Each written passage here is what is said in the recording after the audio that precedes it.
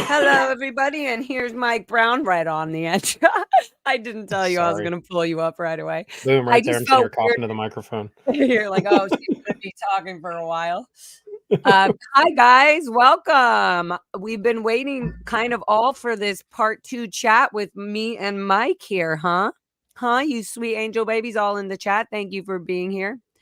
And I also just wanted to say thank you for being here, Mike, because we were just talking about this, that there are not a lot of people currently right now. And I hope this changes very soon, you know, especially with everything coming out on Scientology and so on, all the protesting and everything, that there will be more people that were specifically at cadet bases and in ranch base, and that gold base and these executive structures, even from the 80s all the way to the 90s till today. Like, what do you getting the word out of what we're doing? And it could be hard. Like the last interview we did, I felt so much PTSD and so much adrenaline, and I didn't know where it was coming from.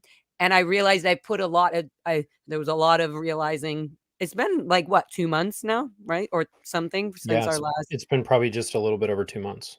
Yeah. Yeah. So, and we learn and loving. We learn a lot in 2 months, especially when we're addressing this subject, Scientology, that took over our whole childhood. And I also got to look back and reflect on our last interview. Oh, not only was there a mic issue, there's a much better mic for both of us now, right? Sounds much better, right? Everybody in the chat. Nobody's yelling at us yet.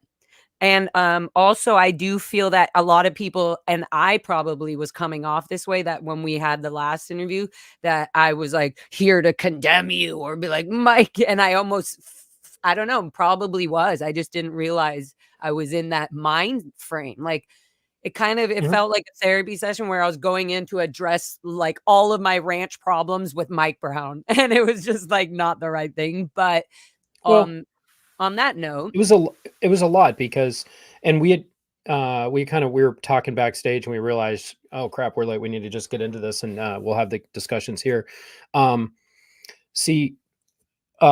Originally when I think I had reached out to you and you didn't necessarily want to communicate with me yet, my perception of you and your perception of me, they were vastly different. So I just saw you as another kid like me, though we were 10 years apart in our experience going through this whole thing, who had gone through something very similar. And our trauma, this was in my mind, was unique to us, and we both had kind of a shared trauma, so we had a shared bond. So in my mind, you would be considered like a loose friend group, just like anyone else that had gone through that. What I didn't understand was, by the separation of our ages, and then by kind of the hierarchy that's then put in place with the older kids, young adults, then, you know, kind of raising the younger kids and being responsible for what they're doing or not doing, it put me in a position, and I was in a position where you saw me as somebody that was threatening, and you had memories of me that were not good memories. And for me, I didn't at first understand that in the least. And I think it was important that we were able to go in and have that conversation. So that conversation, how did you feel after it? I was going to even jump in right there. I was going to say, actually, I felt really nervous after the conversation, which is such a weird feeling for me to feel in general ever. I felt nervous, like, oh no, I think I was so abrupt and so harsh with him. And I felt like we didn't even get to the conversation about how the ranch structure worked and everything. Like, I was just so, I didn't even realize, I mean, I knew it, but I didn't realize how upset I am. And I was at the whole ranch, the cadet orgs, the structure, the adults that have been there. It's a lot of anger, but a lot of this anger, I realize, and I even get a little emotional as I say it, comes because there was actually a lot of connection, like, in the most effed up way to say that there was a lot of connection with these kids to the adults because they were our only terminals or outlets to Yeah. go to. So it felt, wow, it's coming back a little bit. It felt like I was in trouble for interrupting you, quote unquote, all the time, without knowing it. But I just felt like, oh my God, I'm doing this again. And then I was like, well, he's not my authority, so I should feel okay. Like he yelled at me, I can yell at him. And it Mhm. wasn't, it was you, and when I say he, I'm mixing you in with everybody. It's not just you. So I realize you're one of the only people really even lovingly talking to me about this, but also lovingly for both of us, like to clear the air and to clear not with Scientology, but to clear the air with actual like understanding and talking, and for us to have that Mhm. first conversation ever after just having a short conversation before I went to my crazy amazing concert. It just felt like a lot, and I just thought, "Oh, I'm so strong," and Mike's out now, so, he'll get it. One thing I don't know if people know also is that I got to be really close again with your mom, and that felt like, again, I wasn't, it's like a whole different aspect. It's like I feel so much things for you and your wife and your kids now, and I'm just like, "Wow, he's gone through the mill, like, he's done so many," and I just you're not mad at me, you were never mad at me at the end of the interview, like, it just felt like I'm not belittled like I was my whole childhood, and I can't imagine what cadets, um out there are still not talking and are just and can understand what I'm talking about now, and I'm sure and you do too. So here's Mhm. another, I felt like, the last interview, I felt like I was also breaking through getting to know you, but still being like, "Well, I understand that it looks like you're a nice person, and you're definitely not the person that I'm seeing you as," and I also was getting that. I was getting that, and I was trying to, like, take it easy, and but the adrenaline just it's the adrenaline of being like, "How is Mike Brown gonna fix all of this?" Because, Mhm. he had a one inkling of creating a very solid part of it all, but it's just like, no, Mike Brown's not gonna fix it all, and nor am I. Like, it's gonna be all of us talking, and so that Yeah. felt really good, even though it was a weird for me, it felt uncomfortable. I just felt nervous, like, I didn't feel good. I felt like, oh, I was in trouble again, and then obviously we get through it. The next day is the next day, and I'm at work, so I have no time to deal with anything other than that, and you go to your therapy and all this, and it just feels like, yeah, that's what I said right away. Thank you so much for being here again, because I've also realized that you do talk very honestly and open about things, and you also do share that with your friends and things like that, and that's how I am with my friends. My friends can be wrong all the time. We can have silly little things that we're like, "Oh, yeah, probably a little too much there," or whatever it is, but that doesn't I don't Mhm. give a crap, so it felt really good now that I have this whole other therapeutic sort of perspective, and all the protesting, and also feeling great that you do care to continue talking about it, and that the first episode just happened to be a really shitty first game. Like, you know what I mean? The first Well, round. it was and it wasn't. You asked me that you asked me about it. I'm like, Yeah, "That's yeah, how it no, felt." I wanted well, to be like, "Thank I you," think it was but I important. also was like, spitting shit. Yeah, Yeah, it hey, was important. so sometimes when you go to the zoo, sometimes you get, some poo flung on you. It's okay, I can deal with it. But no, but Sure. I think it was honestly, I don't have any beef with the last interview. It wasn't easy, and I didn't necessarily feel good at the end of it. As you said, you didn't necessarily feel good at the end of it because I think it unearthed so many feelings that I've Yeah, repressed for so many years, so many experiences, both positive and negative in my life, and then it also for me, one thing that is very true is we all have our own stories, and at some point I was that younger kid, like you were, and I was then I had other people in charge of me, and it's sort of like this assembly line as you get older into this organization that's not it really doesn't really give a crap what you want to do with yourself. You're just being moved into that situation, whether you like it or not. You're kind of at the behest of the organization. So it was a lot more introspection, like a lot more for me to kind of take in than I thought it was going to be.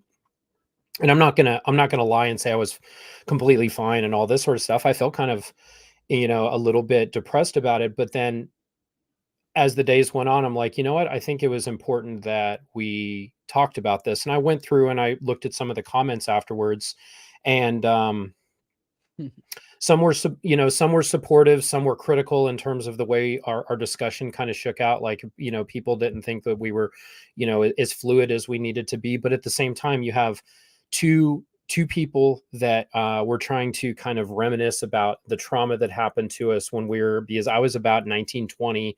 Well, I was between the ages, when you knew me there, I was between the ages of about 14 all the way up to about 20 years old in various different in trouble or either a piece of crap in that organization or one of its enforcers. So that's the way you saw me. And then I just mainly knew you as a young child that then became kind of a teenager. And that's about the only, but you were one of many other children there. And it was good that we talked about it. So at first I was like, you know what? I don't know if I want to do that again. And then after we kind of gave it some time, I'm just 100% honest about that. And then I realized, like, hey, we probably should. Like, what is this going to hurt if we talk through this? If we completely, if we keep having conversation, and we're like, you know what, we don't like this. You don't like talking to me. I don't like talking to you. It's too easy for us not to do it.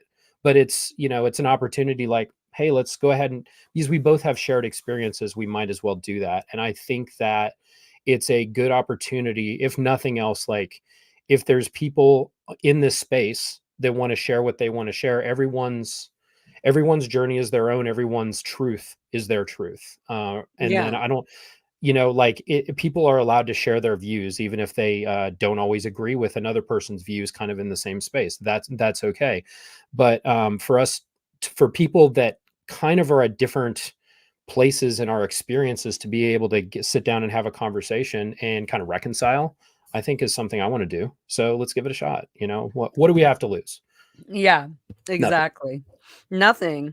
And also there were definitely things anyways that were very like healing and like, I don't know what you call it, like just talking about things and just finally being able to talk about it to somebody who isn't trying to make a film documentary or trying to screw it up on the news and get it wrong. Like I was just like, oh no, here's somebody that was really here. And the closest thing I've gotten to that are been like two other cadets who, Sam Francis, he's been on a few of my first earlier streams.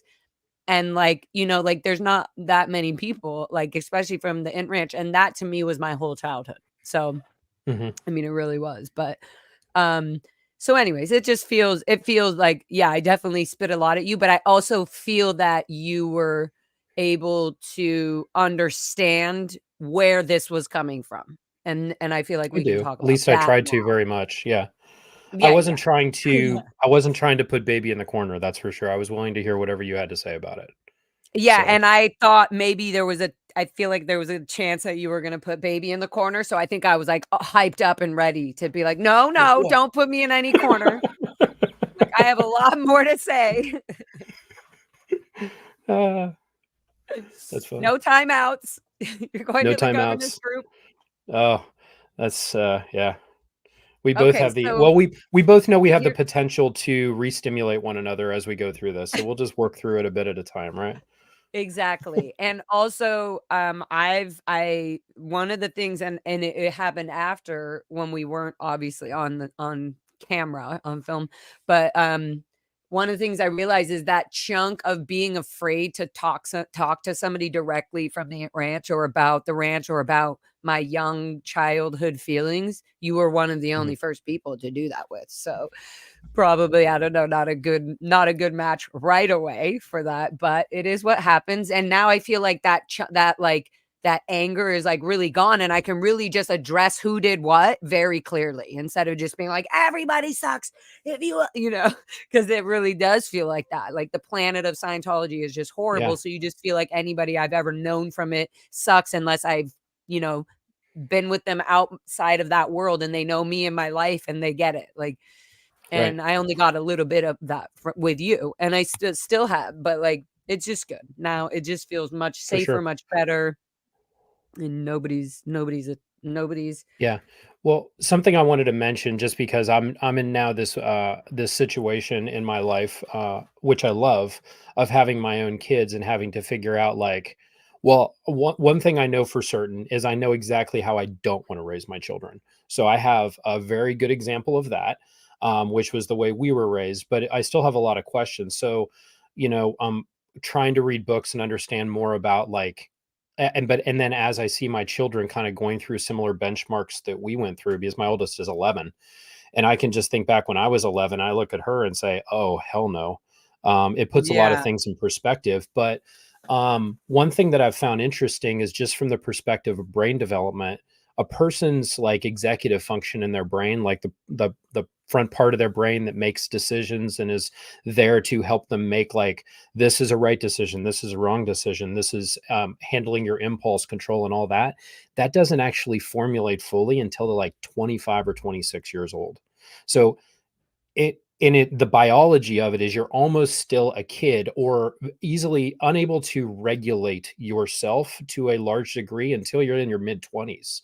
And that's what the science says. And we then had kids managing other kids, both that are unable to regulate very well, and how much dysfunction that created. Where normally what you're supposed to have biologically is you have this adult that's figured out how to do it, called a parent, and that parent is supposed to then help you through these points of dysregulation, and that just completely didn't exist.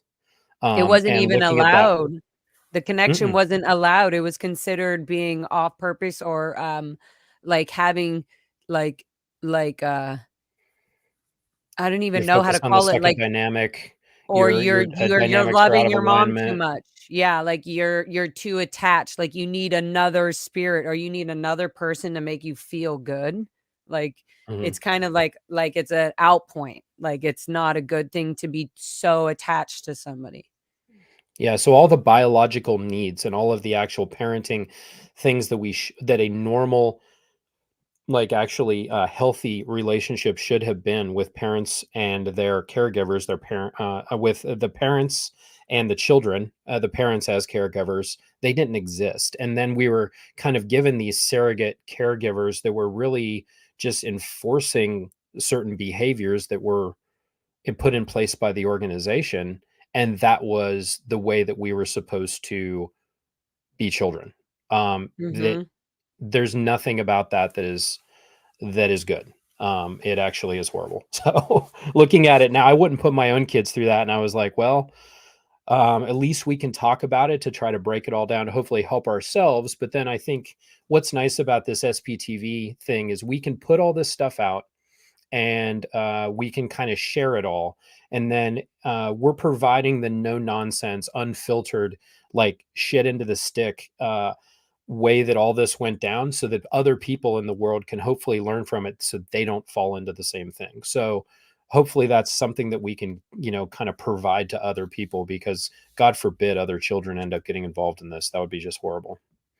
Yeah, Anyway. and that's, like, one thing I love about this protesting. I'm sure you've been keeping up with it, like, there's a bunch of us down on the streets in LA, and now Oh, at the around test center. Clearwater. Yeah, Oh and my the God, I love testing those. center and these TikTokers went up and well, they're TikTok, they're YouTubers now, and they went up to Gold Base, and they were there, and then last night, one of the people, Chris without a Hellcat, has Mhm. been doing these really good interviews, like of just like asking people, old Sea Org members and or Scientologists coming in and out of buildings, just like, hey, what do you think, is the greatest thing? What is Scientology you think helped you the most with? And they kind of, oh, and okay, and what do you think about the Danny Masterson? Do you think that's a Once he gets fair them on the trial? hook. Oh my Yeah. God, and they do Oh, I not love like them. this. And yeah, and so he got arrested last night or they detained him last night after they finished the testing center. He went over to the blue, but yeah, and they arrested him. They detained him in the car. Anyways, so stupid. Then Streets LA and everybody went out there. But the thing is these guys are really stopping child trafficking, human trafficking, and financial Mhm. destruction of these families happening. Like they're literally stopping them from getting manipulated from right off the bat. So Absolutely. it just makes so much sense to me that somebody like Chris without a Hellcat would literally get arrested because he went to Gold Base and he's been going to all these things. So they are just not acceptable. No. And we could talk about Gold Base. People think like, oh, it's the old imp property. No. Danny Dunnigan and the structure currently right now, the Gold Base, people think like it was kind of boring. No, that was completely unacceptable. Like for Scientologists to know that they had to stay inside even for 3 or 4 hours so that none of these TikTokers can get any footage whatsoever of anybody walking on the base, which is basically what happened. Like they got the very little footage. Anyways, it's just really cool to see this full circle. Like that's what, by exposing it, families and everybody are not going to want their kids. Just like we don't want, I would like, Mhm. just like you said, you're like, I would never, ever, ever have my child even raised in anything that resembled mind control to this degree where they literally have no other choice. Like, my kids are programmed now that if we're walking through the grocery store and they walk by the raisins that says ABC Mouse on the outside of the raisins, they start turning them on their head so no one can see ABC Mouse. Like, the kids are just doing that. I'm like, "Get over here, you little miscreant." But they're like, "This is bad." And they're like, anyway. So, yeah, That they're is, well indoctrinated. They're yeah. not gonna fall into it. Um, Yeah, but they can see a the big organization could be, Mhm. like, very fantasizing and idolizing, and then you can get warped in it and be like, "Oh, it's not really what they say." It's like, yeah, it looks luxury and great, and, "Oh, you get freedom, and you can have your kids go here, and they can become Sea Org member." No, it's not like that. It's literally it's a not trap. like that. It's Yeah, a and, trap. it's a trap. All the work that the people that are doing the actual First Amendment audits are doing, I think it's very important. Up at the Gold Base, so the whole thing of like hide from protesters, that was going on when I was there. So Yeah. 20 plus years ago, when anyone would be out front, that was the same thing as everyone hides so that you can get no footage. And at that time, it was the German news crew that was trying to Okay. film the RPF That's out there. That's what I was gonna ask you. Did you I don't remember this other than till later at the Int Ranch when I was old enough. I was 8 or 9. I think I was like 7 or 8, obviously, in the governor's group, digging Hmm. trenches out in the middle of this freaking Hemet heat in the middle of the year, Yeah. digging trench. We all were. Duncan Alsop was like the governess in charge. Nathan Tompkins was our governess in charge. That's another thing. Like Nathan Tompkins. Wow, watch me get sidetracked right now. I was going to ask you about the protests, but one of the things I do want to talk about quickly is Uh-huh. Sterling and Nathan Tompkins. I don't know if you've been watching. I know you've been watching some of Surge stuff, and we talked about that a little bit. But before we forget, I would like to talk about Surge. I want to ask you a question about Surge's thing and Sterling and Nathan Tompkins, because Nathan Tompkins one time in a certain perspective of my life at the Ant Ranch, Nathan Tompkins was just a cadet, just like us, kind of smart ahead, and he had his cool other brother. This is what I imagine, his cool other brother Hmm. Sterling, who eventually went to the Gold Base. But then Sterling came back, and Mike and Justin and all everybody, Matt, and they were basically stiffening up the ethics and showing like, hey, we're cadets that used to be here. Why are your guys' standards so low? Right? That's how it felt a little bit. So I do have this older like resentment for the older cadets or soon to be adults or then later gold staff who are Yeah. like, who just clearly are just like, no, the Int Ranch cadet base for any child was a complete mind physical trap if you were not doing 100% Scientology Sea Org.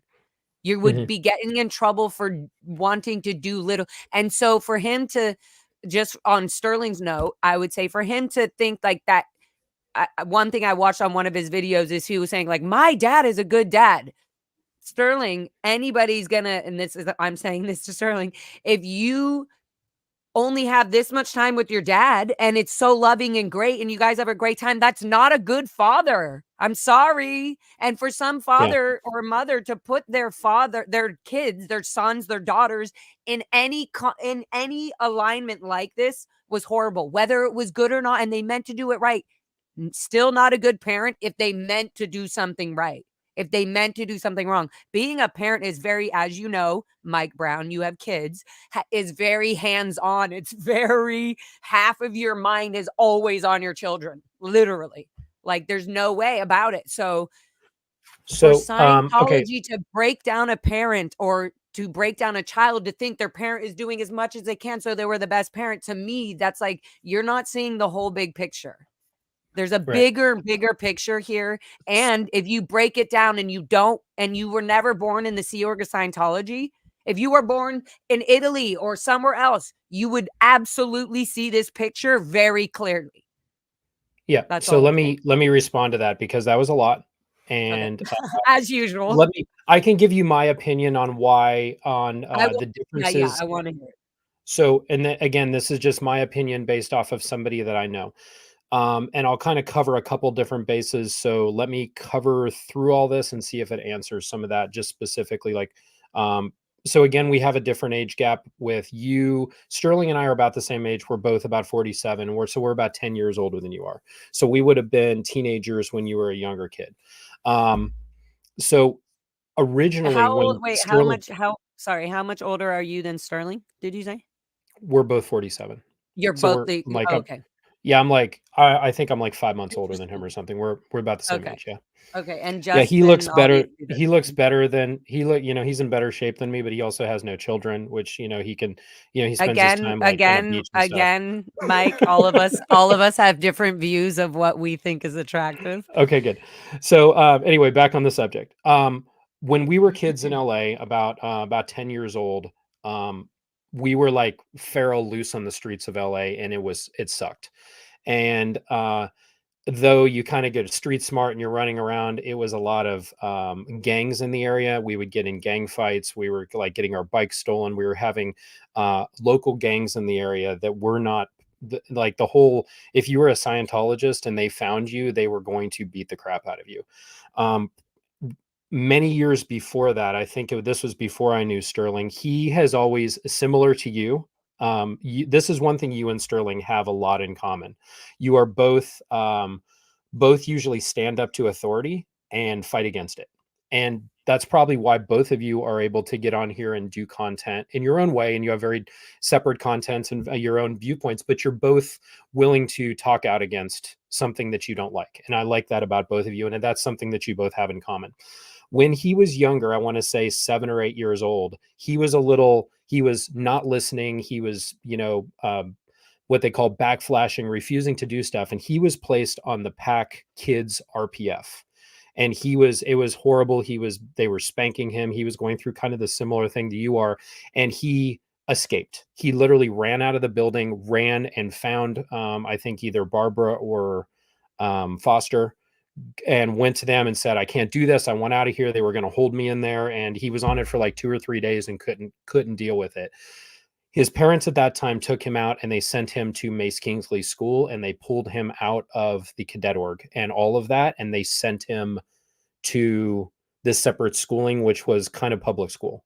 And he was then either involved in after school activities, playing baseball or going to school. And he had kind of a normal life up until he was like 12, 13 years old, at which point he got kind of sucked in to go through the PAC EPF, they're a States Project Force boot camp. And then he got put in CMO PAC, and then he got in a bunch of trouble, at which point he then came up to the ranch when he would have been up there around the time that he either came up right before, or you two both came up probably around the same time. He would have been around 13 years old, 13, 14 years old. You would have been a small child, like literally. Like some of you are so freaking young. It just blows my mind when I think back about it. Like, how the fuck? Well, So if you're from his 47, I'm perspective, 37. You guys were 10 years older than me, literally.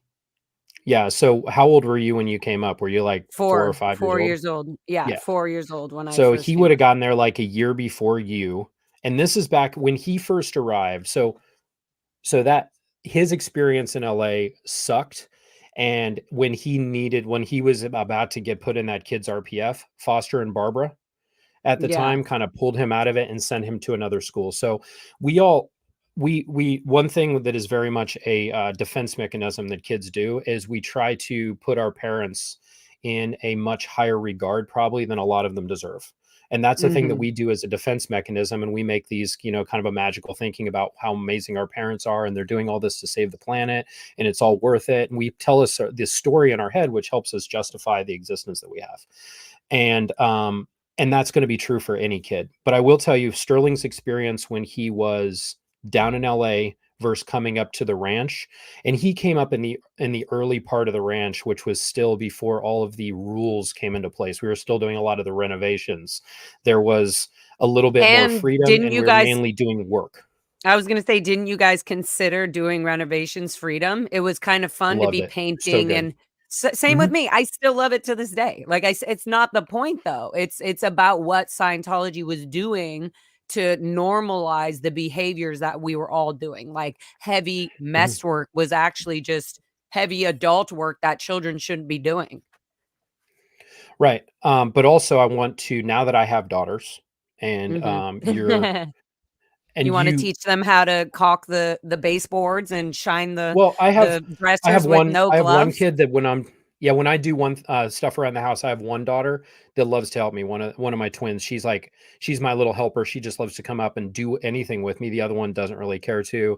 And then there's one that's into, something else. So all the kids, they want to do their own thing. And if they want to help, and if we're doing some gardening or doing some stuff like that, it's a family activity. It's kind of fun, but it's not an enforced thing. It was very different, I think, for like boys that were in their teenage years, they were going through puberty, doing heavy manual labor, not having to do academic schooling. We were doing that instead, as opposed to like young girls like you and Jenna, who were like being forced to do the same thing. Your picture in your mind about what you were doing is going to be vastly different. So even though it's the same thing, the perception of it for me, I didn't hate that. I learned a lot of construction skills, and I guess anything that I know about mathematics, I kind of taught myself about it at that time. But it is true. It was trafficking. And do you know what it sounds like? Do you know when this only other time this happens is when people go to jail or prison and they're confined, and it's actually joyful to read a book or to learn how to be a lawyer or to learn so it was exciting for us to do construction work or to learn how to roll the fire hoses exactly how the firemen do it, and to be the one that was in charge to drive the lawnmower that I was so obsessed with. I would be like in heaven. It was my favorite thing. So, and to make a garden and to all this. Yeah. So it's just, they made the normal work regular heaven. I keep saying heaven, but it felt like just like, oh good, I can relax my mind and I can just do this job that needs to get done, and I'm being a good person so I can relax. It was always like that, instead of joyful like it is to create now. Right. And again, so you're going to have those kind of kids that they grow up like their family is like, I have one guy that I'm in the military with, and his whole family's employment and the whole family business is cattle. So he's from Oklahoma, and the family's business is like everyone's a cowboy and they're out there doing cattle, and it's a hard life.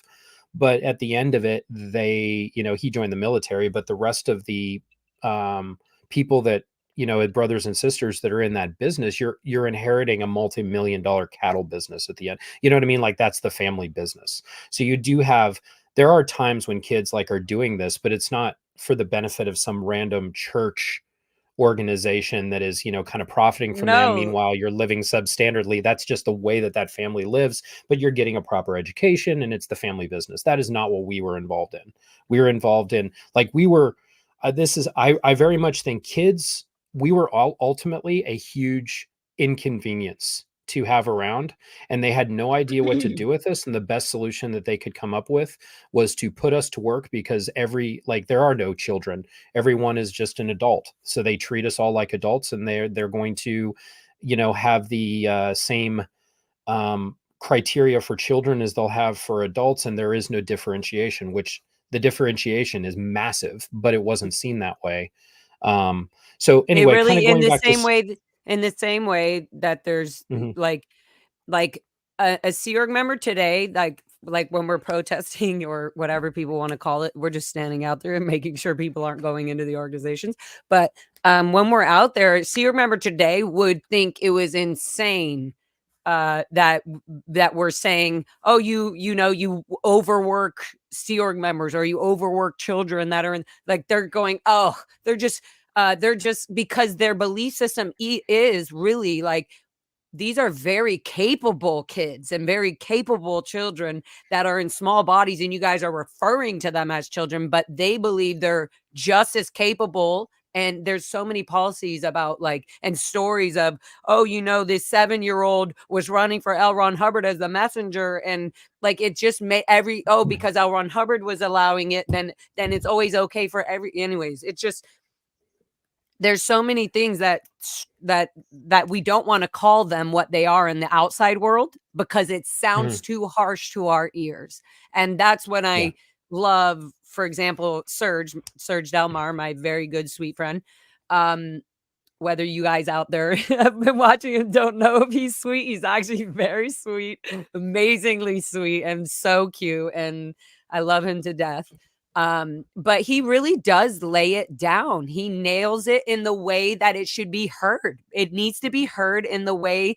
And if it's shocking for you to hear that, you must try to see a little perspective or a view of how that could possibly be that way for you to even, like, maybe I'm saying this for everybody, for anybody, even in the people in the Sea Org at the testing center, for them to not even be able to hear the fact that, like, the Sea Org members are overworked, or that the elder, you know what I mean? They can't hear that. They're going, what do you mean we want to be here? This is like, how dare you accuse us of that? So yeah, that's what I'm getting to. Sometimes you don't see. Right. So Serge, and this is the thing, and then just kind of, because you had mentioned this to me before, kind of about Sterling, and I want to just fully cover what we were talking about.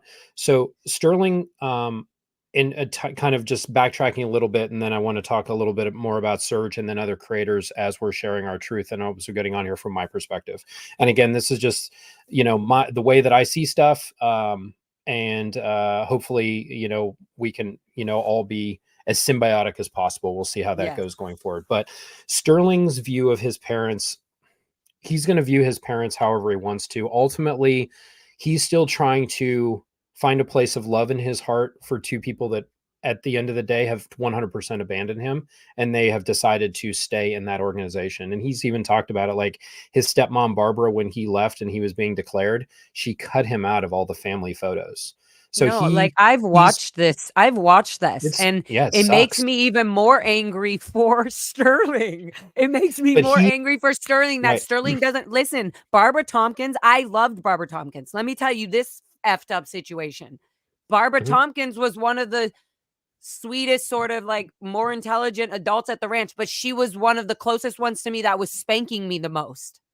So it's very annoying to hear his own son say that, oh, maybe Barbara or Biddy were the best ones or good parents, or my father's good. No, Sterling, you got to wake up to the whole thing.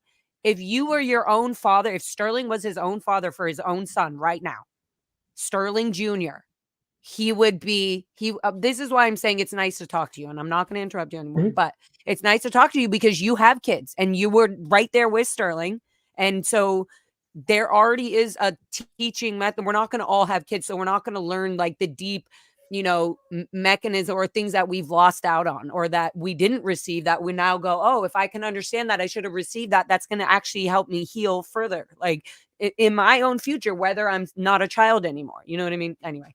Yeah, I hear so you. Barbara Tompkins, that's what I was saying. Like, but I do get, I mean, even hearing your background, the way you just described it with, the way he grew up it might have been a privilege for him to feel like he was going to the ranch, and at least, hey, we get to do like fun things. And look, there's this sports field we can create. I don't know. So it's for sure a whole different perspective.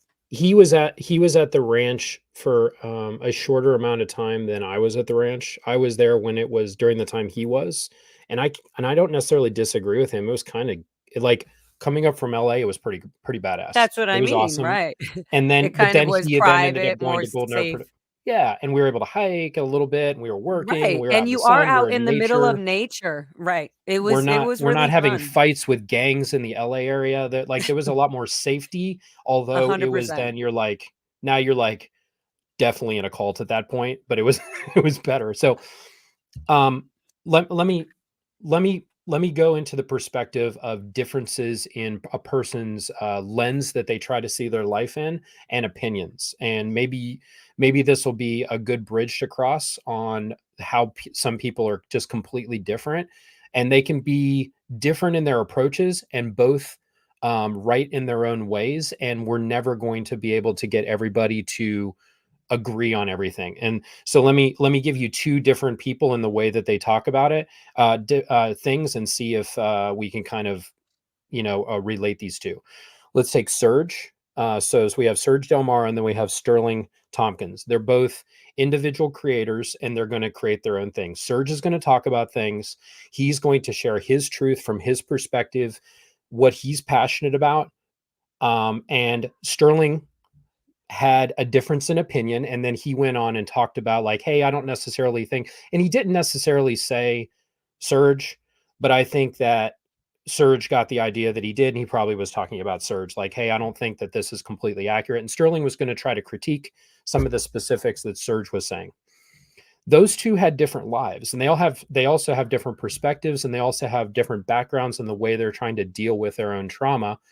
And Sterling realized after he did that, he got a lot of like pushback from his audience, and like, hey man, you shouldn't ever tell somebody else how they should talk about it. And then he and I had a conversation offline that says, hey, look, your viewpoint on the way you see things is yours, Sterling. Serge's is his. And Serge is not wrong. He might not be right about everything from your perspective, but that doesn't fucking matter. Like, Serge is allowed to say whatever he wants, however he wants, because it's his journey on how he needs to heal in order to process his trauma. And Serge is going to get the point across to the people that are listening to Serge, and it's going to be important for people to hear it. Sterling, now let's kind of look at that same thing, but from another perspective. Sterling is trying to process his own trauma in his own way so that he can live in his own kind of existence. And he's going to do it in such a way that you're going to say, hey, I think you should be harsher on your parents. Sterling's trying to approach it in such a way that is comfortable for him on how to do that. He's not wrong on the way he's trying to do it, even though you don't see everything he's doing is right. So the way I feel about it is Serge needs to be able to share his truth. We need to be respectful of Serge's truth. Sterling needs to be respectful of that, of which he did a follow-up video the next day, and he's like, I'm a dumbass. I shouldn't have even fucking brought that up. I need to take a look at myself and kind of focus on me. And I think that that's like anyone who, I don't know if I didn't see that video, but I'll watch it. But yeah, he did a and no, I follow-up, don't and think he he's pretty a much said, like, hey, I dumbass. don't want to do that.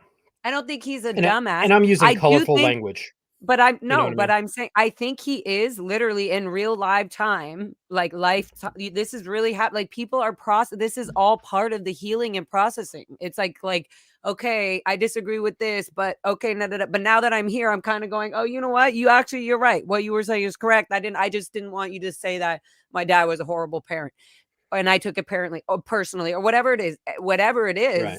I think it's so great that we have these. There's nothing in Scientology. We were always taught that it wasn't okay to speak how you really felt and have the emotions you feel. So No, not at we all. can, That's so we're allowed to discouraged be this 100%. way. And Serge would have a conversation with Sterling and he's not going to be rude, and he's just going to be very blunt and loving about it, though. He's not like Yeah. attacking Sterling. I just think it I would be think a beautiful thing for them to have a conversation live, at the end because just like at we the end of did.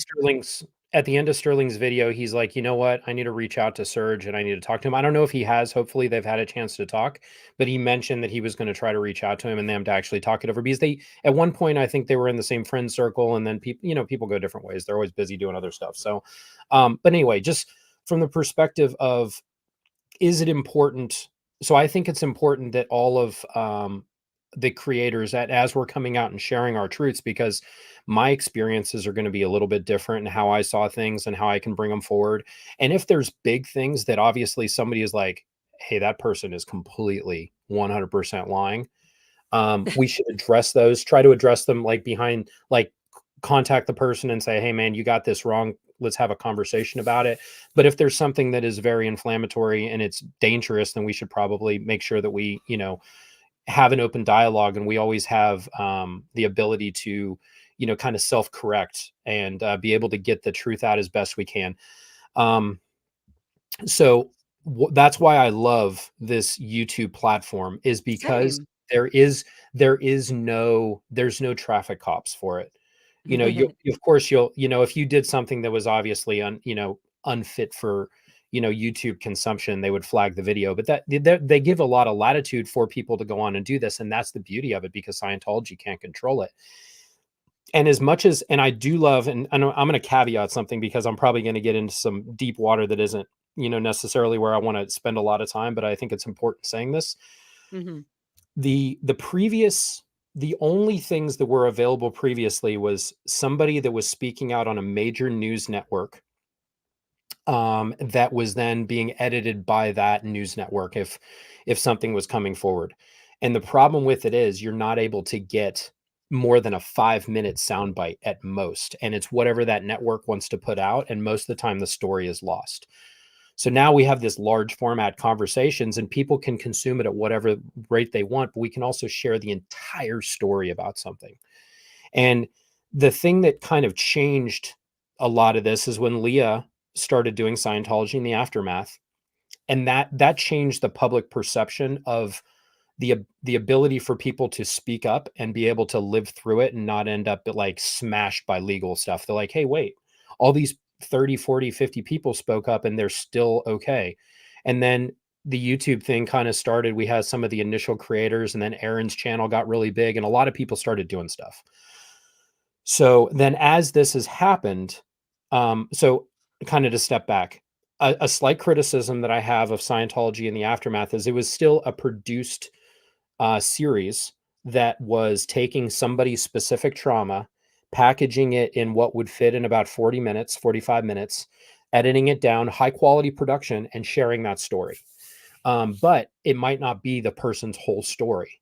And then it, like I think Liz Gales talked about this a little bit. When I talked with Miriam, she also mentioned this. There wasn't any aftercare for a lot of those people that shared their story. They were left basically holding the bag of crap, and Scientology then starting to fair game them with like them not really getting any benefit out of it other than just like being able to speak their mind and the freedom of which to do that, of which it was an edited version of it. So what's great about this platform is people can come on and have the unedited truth about exactly what they want to say. And you can go on and you can talk about it and you can get your full story out there, and no one is the traffic cop. You can't have an editor or some legal person say Right. It's up to the individual to share their story. No one can say you can't say that, or oop, that's not gonna make it past our legal team or something like that. People can say this is what I went through, and they can do that. And that's the beauty of these platforms. And I think we as creators need to continue to provide that space for one another as well as we can. And again, it's all people, and not take things so like seriously. And I mean, yeah, like, oh, today, like, okay, look back at this in a week from now, like, don't, like, this is all just talking, and it's not like we're physically we're all taking down Scientology. That's like, you know what I mean? So yeah, like, take a break from things. absolutely. Don't respond or react in your physical emotions or upsets right in the moment. It's always good to give. Don't put something in a box like, I must answer this now. No, open that box and let it stretch open and just like make it bigger. Like, always when you feel like you need to respond to something right away out of like whatever you're feeling, then probably that means you need to give it 24 hours. Like, relax, don't respond to Yeah, anything, sleep on even it. if you're 100% right. Just don't. We call that when we're in the military, tactical patience. Sometimes you have to just like realize like, hey, if I just jump into something right now, all I'm going to do is make a mess and get people hurt. If I slow Or what myself if it's a down a little trap? bit, What if it's a it's a trap? trap. Whatever it is. Yeah. Yeah. It's a trap. Yeah. Don't go in. Sometimes there's some benefit to have a little bit of like, let's say, Mike, do you have any ex-army? I don't, but that's a good idea. If there was, I know that there is that, like, that Talon What does it say? Security You have is to read it so everybody can hear it. let's see, Nancy knew Nancy. 12. Yeah, she says, Mike, do you have any ex-army mates who run a security company company in LA? If not, you should tell any friend to start one, start looking after streets of LA and co. Yeah, And that would co. be pretty cool. That And would co. be really I cool. think we need, like right now, they're like TikTok crew. I know Streets LA, he's kind of got his own brand, but I feel like we need a better, we need a better name for these people. I do like First Amendment audits, and I love that the But I term also that. just like that everybody has their own thing. Like TikTokers are doing thing. Da, da, da, da. The fact that Oh Chris yeah, last night got for arrested, sure. everybody's doing their own thing. So it's also, and It's it's all amazing. different perspectives. Like nobody's gonna be able to control. Like, hey Jessica, go that way. Streets go that. Like no, it's all just a worked effort. Like oh hey okay, I'm gonna go down here. Okay, you guys keep it cool. Of like see, you know what I mean? Everybody's on the same page. Mhm. Somebody asked Danger Man 5. Some people say you pre-drink a lot before you join the protest. Can you confirm this? First of all, Danger Man 5, who are some people? Who are you talking about that say this? Because not one person has said this to me ever. And I've never heard this in my chat because it is absolutely not true. There have definitely been moments where I have a beer right after I get off work and eat my pizza across the street from where Hollywood Center is. Absolutely. And I go out there. But no, every other time protesting, I'm always having a drink or something after the protest, 1000%. But not before because honestly, it just triggers my PTSD and everything. So it's not fun. I'm like, look at me. I'm already like, I mean, now I'm so much calmer now, Mike. Thank Even God. got the pink light going in the back. It's not all that, it's not the harsh blue like I got going on. I should change my lighting too. Let me see if I can pull it up Yeah, here on my let's train it to a controller. little more pink so we can get into the more entertaining aspects of this.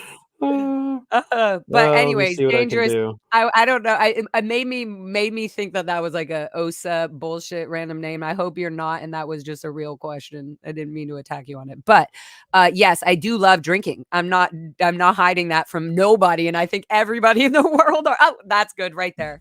Look at that. Yeah, Ah, I do, but yes, I do love to. For example, we went with the protesters after the whole streets LA and everything. A few one very first time I went, and then like a week after when I went again because we already knew.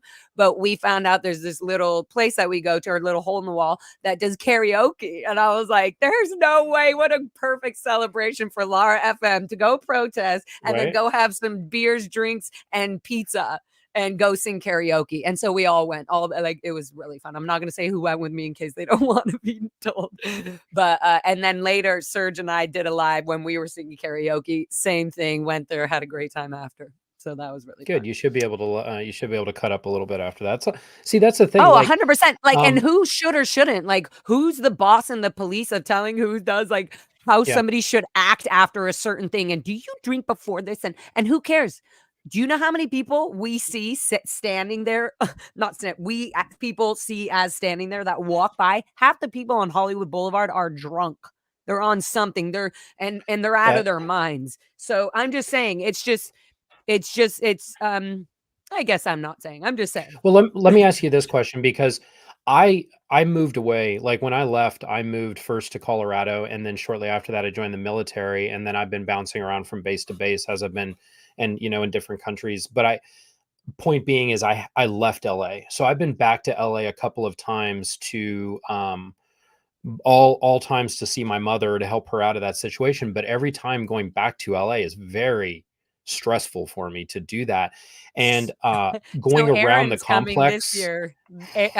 This This Friday, Friday. Aaron's coming, Yeah. and I was gonna go do a little road traveling, and I decided this is so much stress, and I was like, and I want to be there Friday.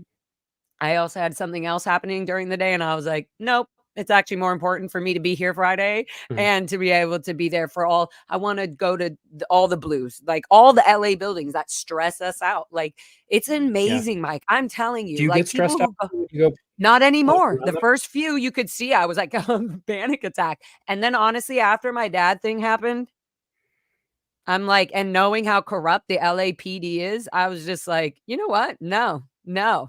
I'm gonna be my beautiful self because no matter what I'm doing is never gonna be illegal and gross like these people are doing," you know?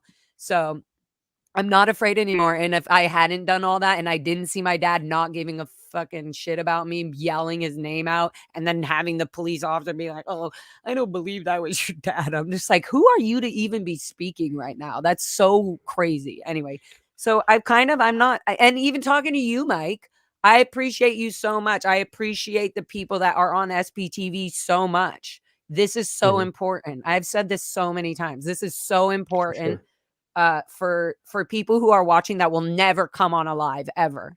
The kids that were all at the 80 other kids that were at the Int Ranch, and people watching us, Mike, who are nowhere to be seen or nowhere to be heard. They are watching. There's some people who are watching that you wouldn't have any idea that we have mentioned on our lives that either had done something too extreme, either to children or animals, where they were basically not allowed to even be on the base anymore.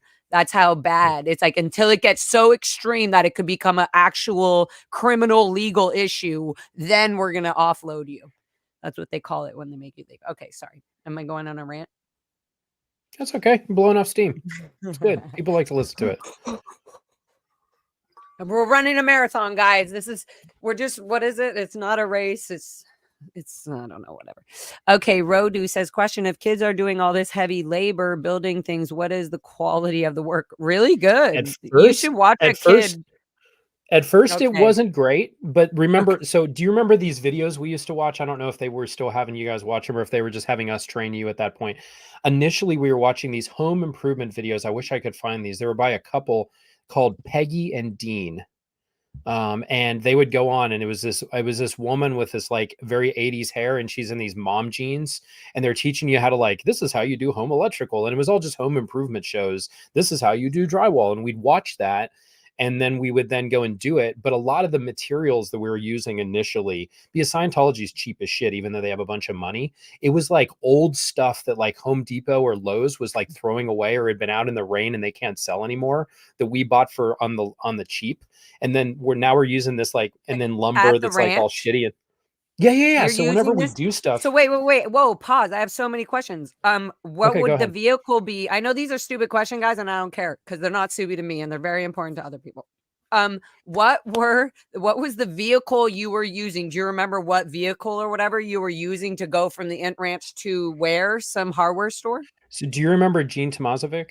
Yes, 100%. All of these people are in a scroll that eventually I'm going to have to talk all about. So Jean Tomasovic, she was one of the people assigned at the ranch, and she was in charge of logistics.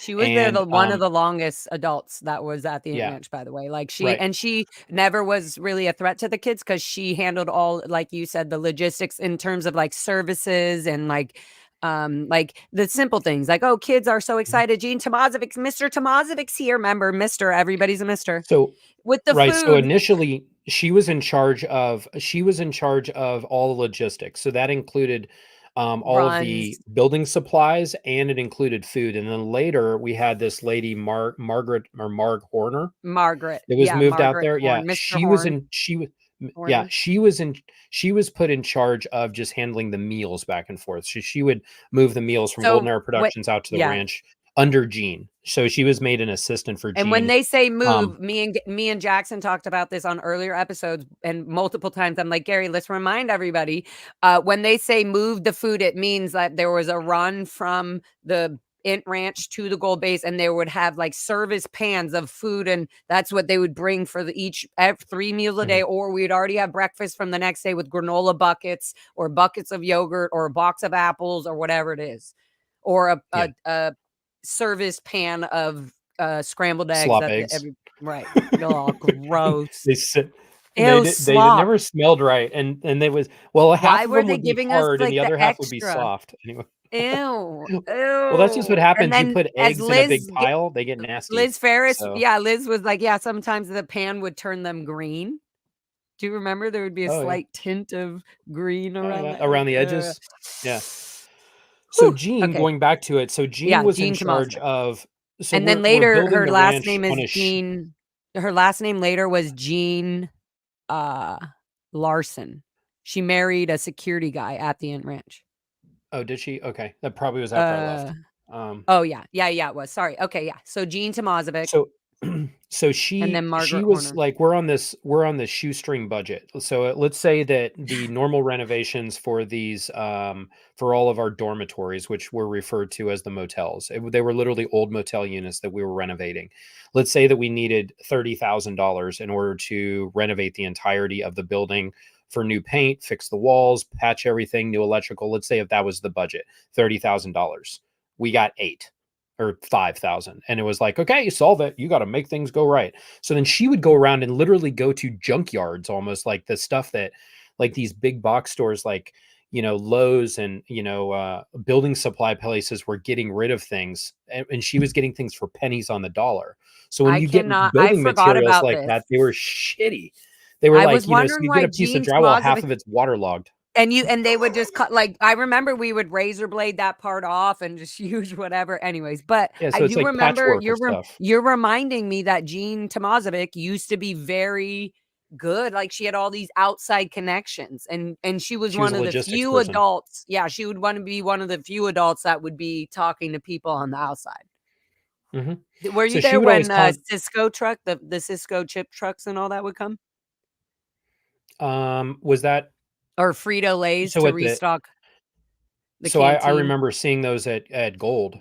I don't know, did they ever come out to the So ranch? later they started making the runs, yeah, around 9, 10. Once you guys got our ethics in, they started sending the gold, some of the gold WOGs, as they call them, to the Int Ranch base via, like, oh, drop off gold and then drop off some at the Int Ranch to instead of just somebody putting it on the run, the Frito-Lay was like, oh, we could just drop it off there. So, and that happened Yeah, to I be a lot remember of they stories started where doing. people were, like, Okay, sneaking out off the property, jumping on the back of the Frito-Lay truck and not letting them good, see, they and they should. thought it was just fun. We thought it was fun, like, "Oh, good, we get a ride outside. Look, they don't know us."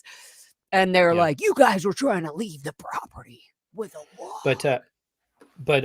Rodo, so, some of the initial stuff, maybe it wasn't great, but we actually got pretty good at doing it. When you're doing it and, and if you don't do it right, they make you fix it. So, I will say that, their kids have fine motor skills and you get good at doing something. And we did a lot of grounds work. We did a lot of construction. We did a lot of different things. And I would say what we did wasn't bad. Um, it was very economical for Scientology. So anyway, as child labor normally will be. It's Um, right, and always, it's always they always anything that's economical for Scientology is always sort of, like, shitty, like, "Oh, that's really crappy how we got that," or mhm. it's like it's just done in the worst way, or they receive the worst quality of something because they were trying to get the best price quote approval Yeah, so from you get the the you know? so we ended up I like, was when watching we one of put in your lives. fixtures, they were shitty I was fixtures. yeah, Like if you right. you put in a faucet, it's going to start leaking after 6 months because you bought the And then you're gonna cheapest have to be, thing. like, asking for another thing, and they're gonna be like, Right. "What? You're getting oh, so you're going to the RPF for making us waste money for buying the same thing." Yeah, no, I remember I was just watching you talk about this on a one of your live streams, and you were saying, like, to get a purchase order, they wouldn't you were like, "Fuck it, I'm not getting it approved. Go, it needs to happen or this is not gonna" do you remember you were Oh, it's talking one of the about things they put in my suppressive declare. oh, yeah, there I'll you have to go. send you a For yeah. later So yeah. yeah, so this is when I was working at Golden Air Productions. They weren't covering in financial planning the repair of the multi-million dollar copy machines, like on-demand copy presses that they got that had to be serviced by a Xerox technician. They didn't want to cover the service on them, and then they want us to work around the clock. So you're working around the clock, and then at 2 o'clock in the morning, the machine breaks down, and you have deadlines to get this stuff produced and get to, on a plane so it can go to the June 6th event on the maiden voyage. So David Miscavige can release, some lecture series. What am I going to do? I'm going to call the repair dude. So I'm like, called him, and they're like, you incurred a bill. And I'm like, okay, my bad. That's why I'm Just a put big it bad on SP, is because I'm making yeah. your shit work. So Yep, exactly. So anyway, crazy. Okay, all so crazy. so you were saying the quality of work though at the beginning, it was like we were just being like fun kids, right? And then there was for me it felt like all of a sudden they raised the standards and was like, "No, you can't leave a bubble like that in the varnish on the dresser. That's going to look like like they then like got very specific, like it has to be clean and clean it with ammonia." And L. Ron Hubbard says, "Don't put, don't use whatever on windows must be vinegar and water or whatever there's or new whatever it is, no color Yeah. print So, on, like there's all these little details of things that were keeping our little minds so busy." I think, and I've tried to reflect back on like how could these things kind of generationally get worse and worse. And I think it kind of goes back to, you then have indoctrinated children that get a little bit older, who are still children. They're just, and they're just teenagers that are then put in points of responsibility for kids they shouldn't be taking care of. And then it's like, it's kind of the snowballing effect of it starts getting kind of generationally worse, or the same kind of abuse that maybe happened to a kid when he was young is then going to be perpetrated later. Or you're working in an environment where it is very militaristic, and the demand is for you to act like the military. And I've kind of been thinking about this, and I'm actually going to be talking to Stephen Hassan about this specific thing, because he had I know I'm kind of getting off the subject, but I think this is kind of, you'll find this interesting. Stephen Hassan, he does a podcast, Freedom of Mind, and he's the one that's combating cult mind control. He has some amazing work that he's done that it really helps you identify what is it that defines a cult, and how does a cult come into being, and what is the difference between a cult and another high control group. So he had one of his guests on, and Daniela Young, and she grew up in this religious group called Children of God. And these people, you think we had it bad growing up? All these little girls were basically like slaves on a sexual level for a bunch of weird old men, and that's how they were raised, like from day one. And they were like children having children, and everyone, like these old men sleeping with them and stuff. It was horrible. This was her upbringing, and she was very, very intelligent and always kind of going against the rules and stuff. She got herself out of that. She ended up getting herself through college, and then she joined the military. And when she joined the military, it felt for her like going from one cult into another cult. And she then had a very kind of negative feeling about the military after that. But for me, my childhood wasn't as bad as hers. If I just look at that, there was a lot that was wrong with it, but it wasn't to that extreme. Like when you listen to her book, it's like, oh my God, this is terrifying. But my experience in the military has been quite positive. But again, I'm male. I grew up in Scientology and the Sea Organization, and it almost prepared me for going into the military and making the military psychologically easier than the way I grew up.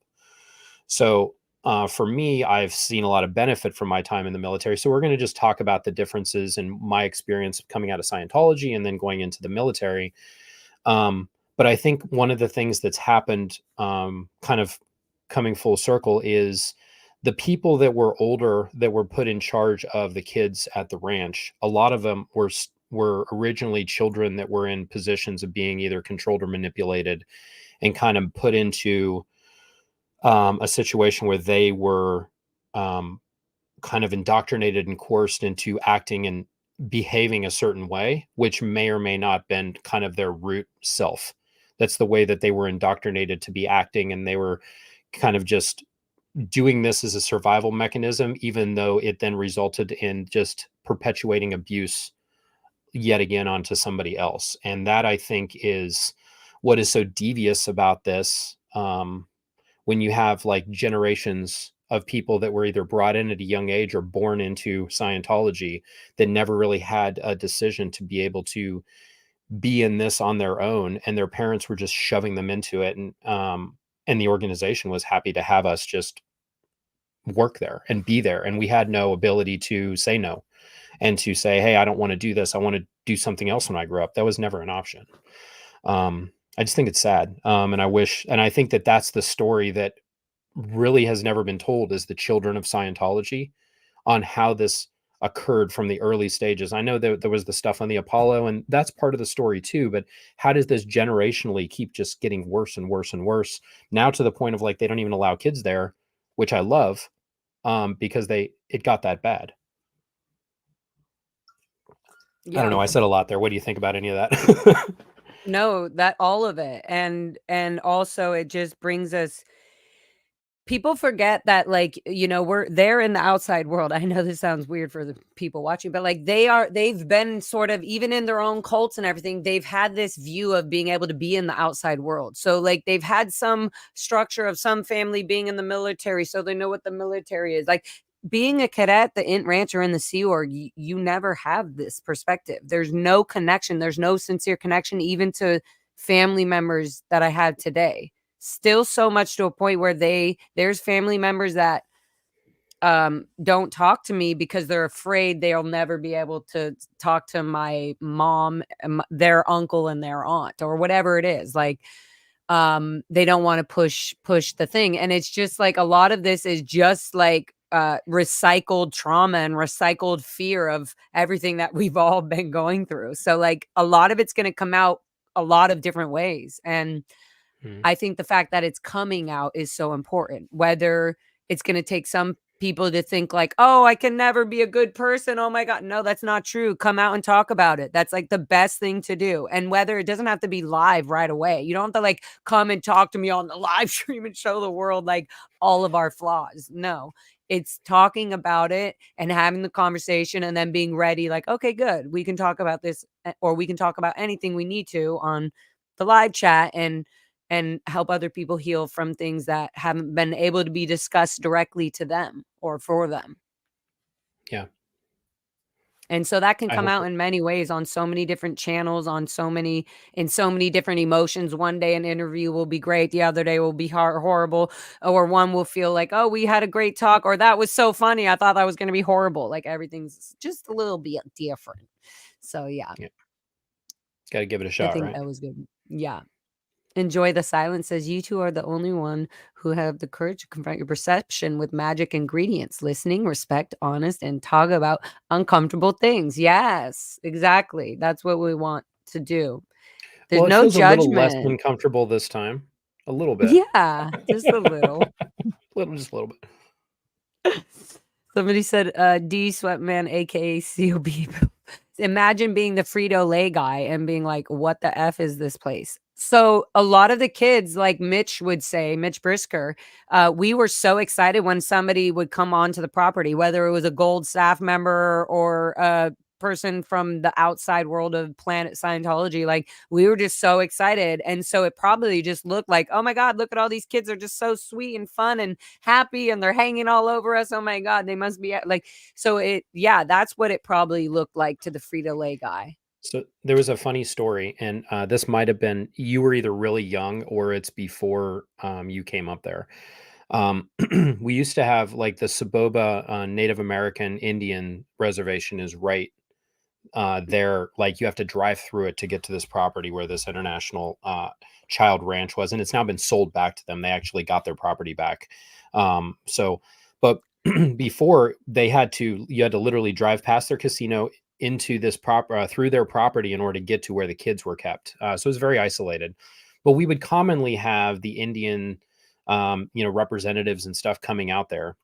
And there was this one weird contractor dude. He wasn't an Indian, but he was like a handyman, jack of all trades guy that Gene Tomazovic and Dan Probelski, who are the people that were in charge of the ranch at the time, were having come out to do like specific jobs that we couldn't do. Like he would come out and like he would run a piece of heavy equipment that the kids couldn't run, but he was just and anyway, he would do odd jobs, and he was not a Scientologist. He was just some guy that they found from town to have do work. So anyway, a local news network got a hold of this dude and got his thoughts about all the kids. And he was like, "This is the way I think kids should be raised. You know, I think they should be made to do a bunch of hard work and stuff."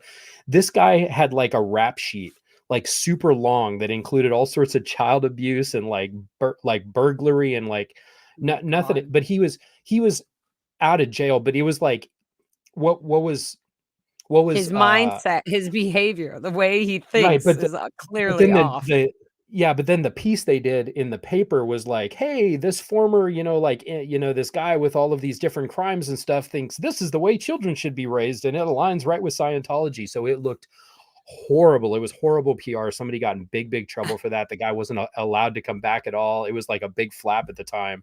So then that's when they then had Golden Era Productions, heavy equipment operators. They would start filling in the blanks for when we needed additional like help. They would have the estates professionals from Gold come out and do it, so that we weren't using as many public, or I'm not wanting to use the derogatory term because I know that is, even though it's a Scientology derogatory term, but a non-Scientologist, they weren't going to use any more of those. But Yeah. that's one of the things that happened. It was hilarious because it was a total problem.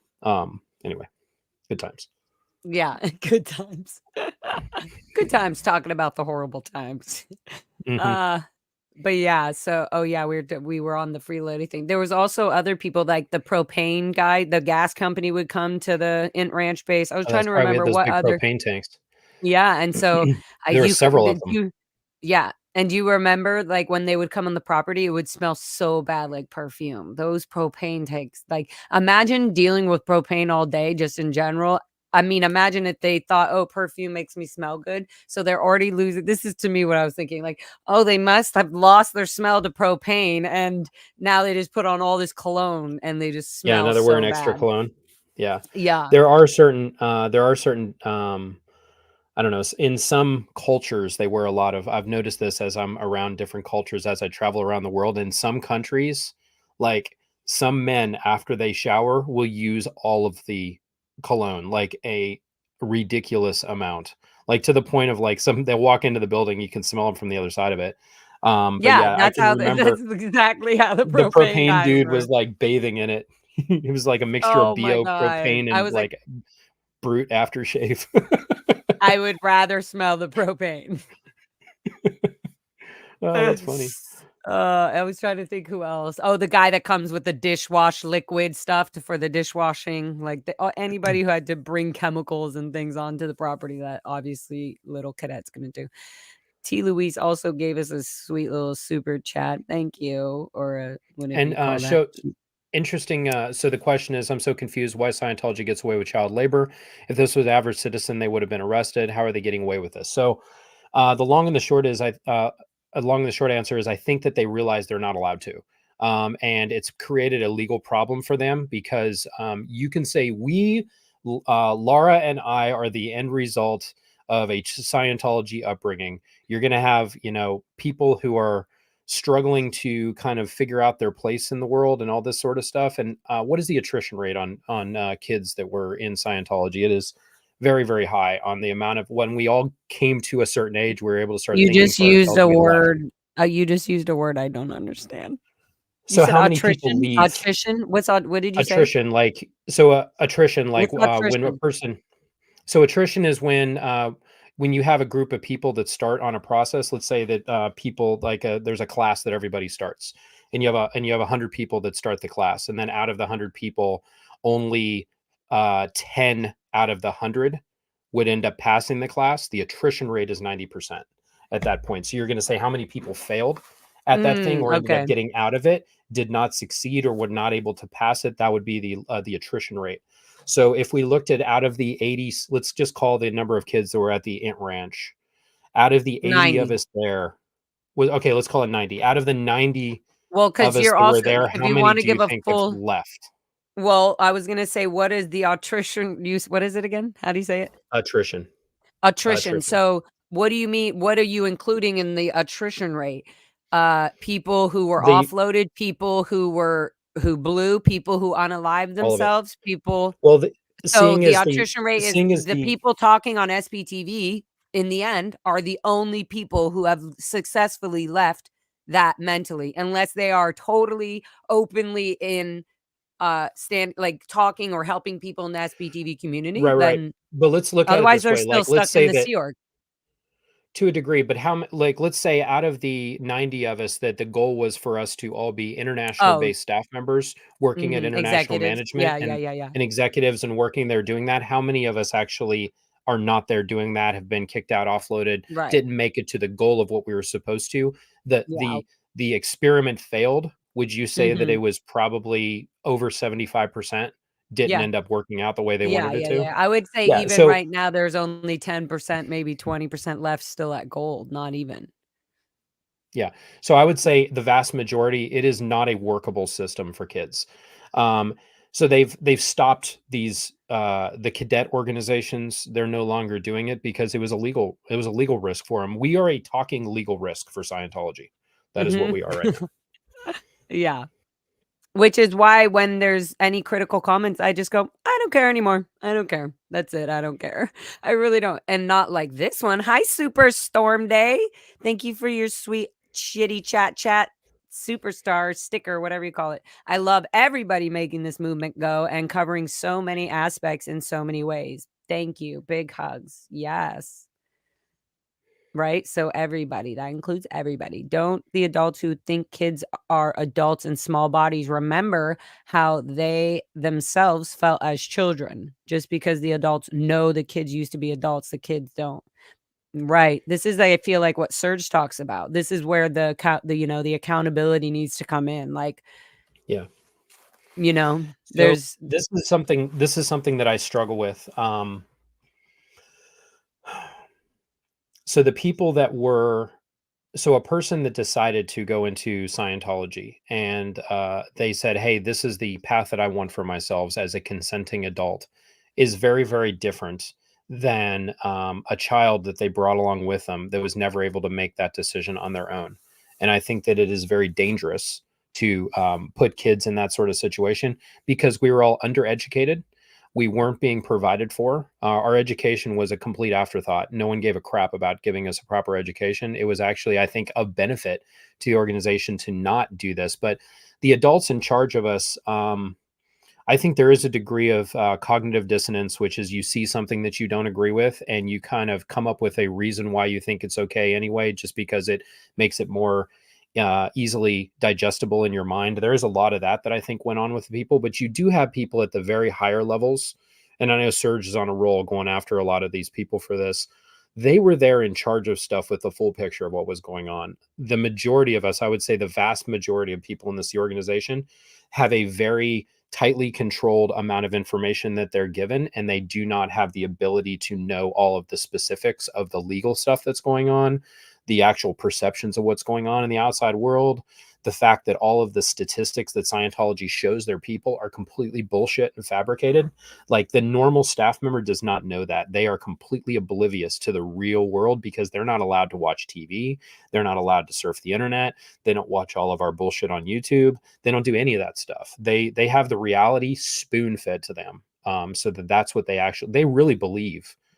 Like when they're there, they think, and Aaron did a thing where he just did a massive podcast, and he actually gave the analogy of that movie The Matrix. When you're in the Matrix, it's like, hey, which version of reality do you want? Do you want the fake reality of like you're plugged into the Matrix, or do you want to have the real reality where you're unplugged from the Matrix but everything is very uncomfortable? Would you like to live in the real world even if it sucked, or would you like to live in the fake world even just because you can have this picture in your mind about how happy you are, but it's not actually real? So Scientologists, even though that's kind of an analogy that they didn't get this from the movie The Matrix, but there's a lot of that same belief system that occurs. They will go through a lot of shit because they believe that this is a prison planet. Everything that's happening in the real world is completely not true. This is their only chance at survival for the millennia. They have to sacrifice now in order to be able to reap the benefits in their upcoming lifetimes. And that is a very dangerous mix because you can weaponize people in a religious way to do things that are completely illegal. And that's the situation that we're finding ourselves in with Scientology. Yeah, exactly. You nailed it right there. Yeah. Tampa Tampa A girl. Thank you for your super chat. Keep talking because voices carry. Voices carry by Till. I was gonna say you must know Till Tuesday. Voices carry by Till Tuesday. Would love to hear Lara cover that song. Voices carry, hush, hush. Keep it down now. Voices carry. All right. Well, yes, I love that I'm song going to do very much. everybody a solid and not do a singing follow-up. I'm just going to let you cover that. I'm not a singer. Tampa, a girl, thank you. She says, love you too, educating us. I love that. Thank you. We feel so educational. Oh, Lee, we feel like educationalists. We feel Um, educated. Are you feeling educated? How did you learn to read? Did someone sit down and read with you? Another child teaching the younger ones? But see, Seuss asked that. Mike, do you remember how you learned to read? So for me, before my parents got involved in Scientology, I was struggling a lot in public school, and I was diagnosed with dyslexia. And reading for me was very, very hard. It was something that I was in the process of getting a lot of help with before my parents got divorced and my mother decided to join the Sea organization. So I was thrust into this world where now I'm having Hubbard study tech kind of forced down my throat, and I didn't really have any good therapy solutions. So as bad as this sounds, the work at the Ant Ranch when we were not being educated and we weren't being given time for school was an easy solution to me, to not have to confront the problem that I had with reading and dyslexia. And I was just working. So I was doing manual labor and working. For me, it was both, on the short term, I was glad that didn't have to sit there and feel like I was an idiot for not being a good reader. But then in the long term, as months and years would pass, my anxiety became higher and higher and higher because I was still had the same struggles with reading. So as a result of that, it made me very easily controlled later when I was trying to escape and wasn't able to, and was kind of locked down, and decided to then stay into the Sea organization because I did never think I could be successful if I left, because I was that bad at reading. That was my story. But the time that was spent in terms of the education that was being provided for the kids, we were supposed to be good readers, have a 10,000 word vocabulary, focus on reading, writing, and arithmetic being basic math, like addition, subtraction, multiplication, and division, nothing advanced, and no science, history, or anything like that, no extracurriculars. And it was pretty much going to be focused on us being, and then there was a lot of Hubbard teachings that we were being good. The idea was we were going to be cogs in this machine. So there was no incentive to educate us at a level where we could be usable in the society, because we weren't supposed to go into the society. We're just supposed to work for pennies on the dollar, if And or for not even nothing, for for a but whole not life. for pennies on the dollar, work for clearing a planet and thinking you're like, Hmm. money's actually not even a issue. Money's not a Right.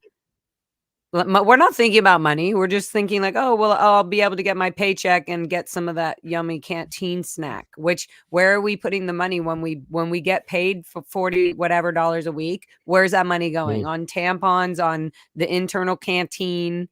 Like, maybe if you Cigarettes for a get lot of libs, people. a lot of people cigarettes, if you Hmm. live, if you're, you wanting to go on a small LOA, you're gonna have to save up for the year, so you're putting a big chunk of that off to the side, so you're gonna, at least have, like, $500 when you go on your leave of absence.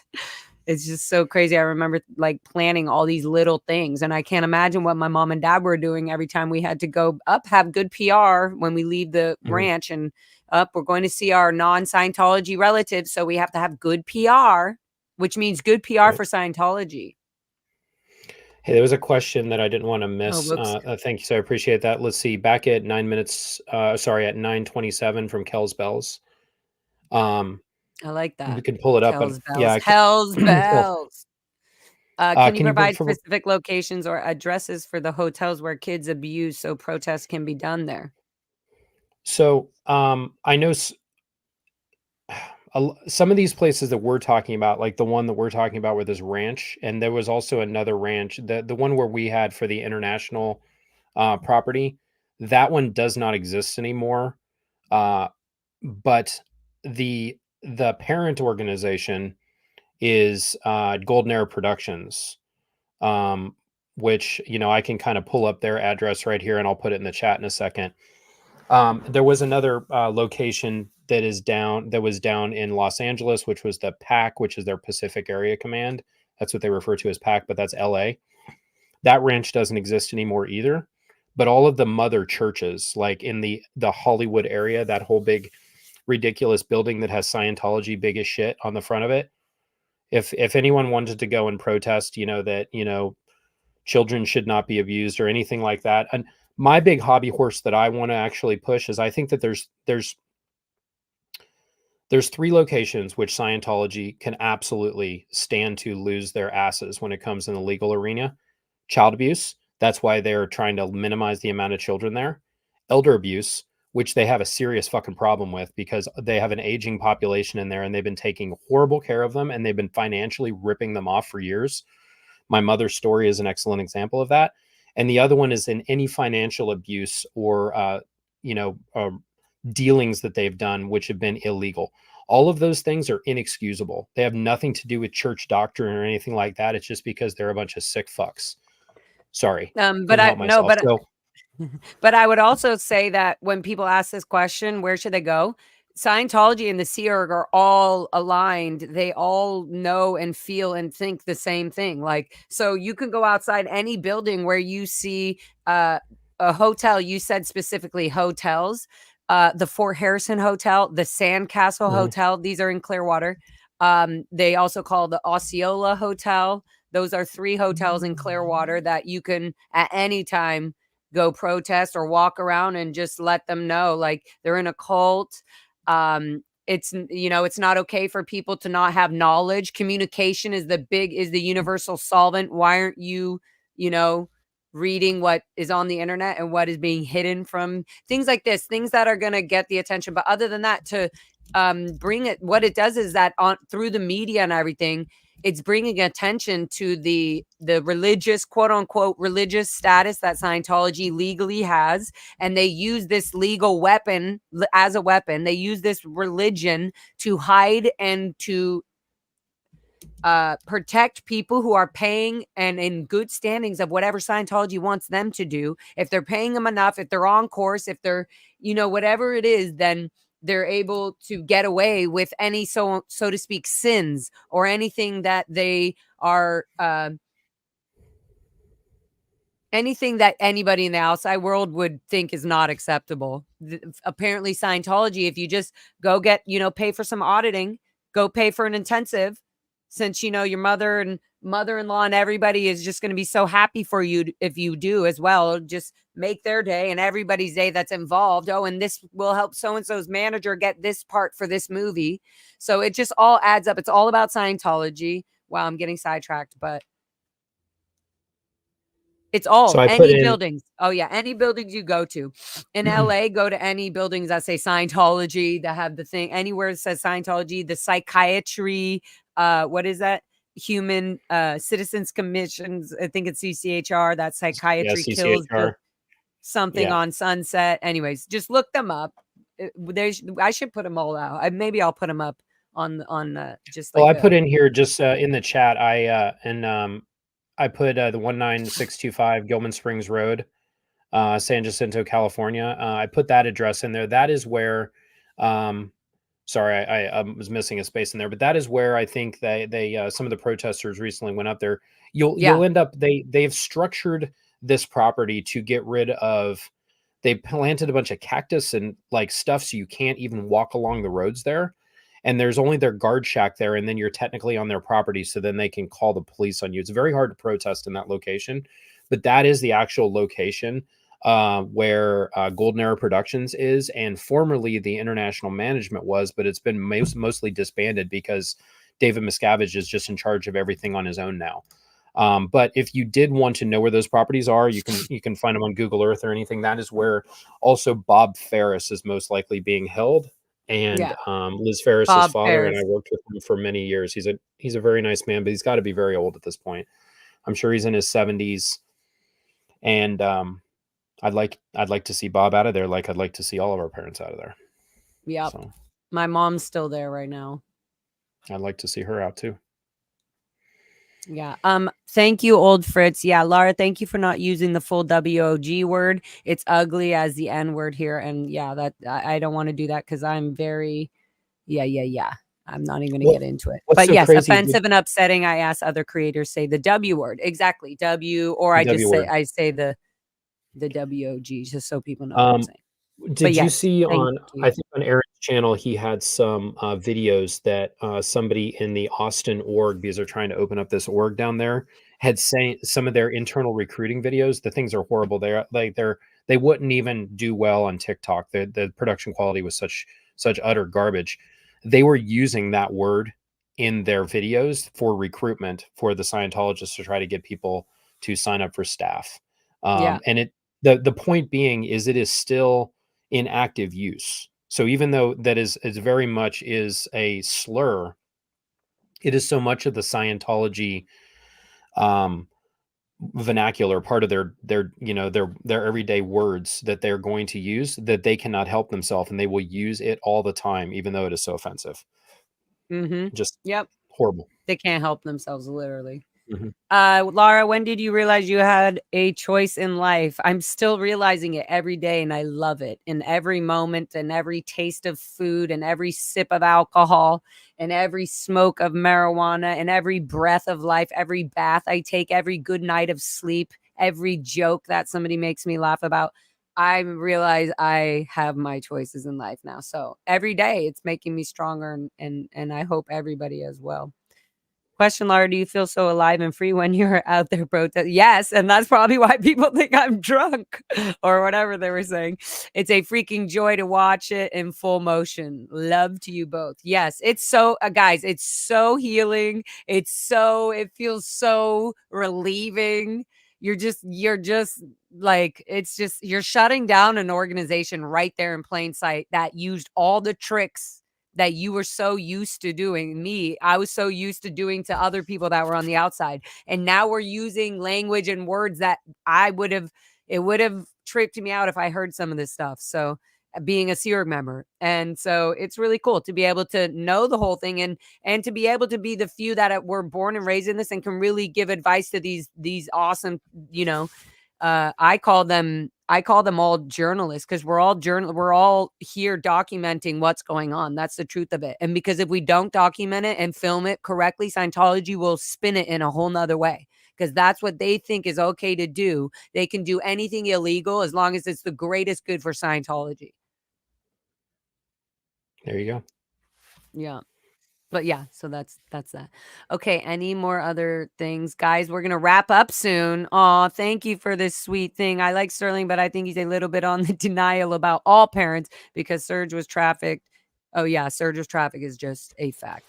Yeah, and it's not there's different ways for people to see things. Like, that's what I'm saying. Like, there's different ways for Sterling. If he was born literally in Italy and never ever entered Scientology, he might see the way that he was human trafficked. This is about, like, you don't have a choice. This is what you're doing. This is human trafficking. And then I'm going to use a religion and an organization above you that holds over your head, that makes you feel like, okay, I am saving the world, so I must stay in this situation. This is completely the opposite of freedom. This is completely the opposite of what life is here for us to be and have and do. Like, and Mhm. so, and that's what Scientology is getting away with. So that's all I want to say about that, is that And yeah, and that's it.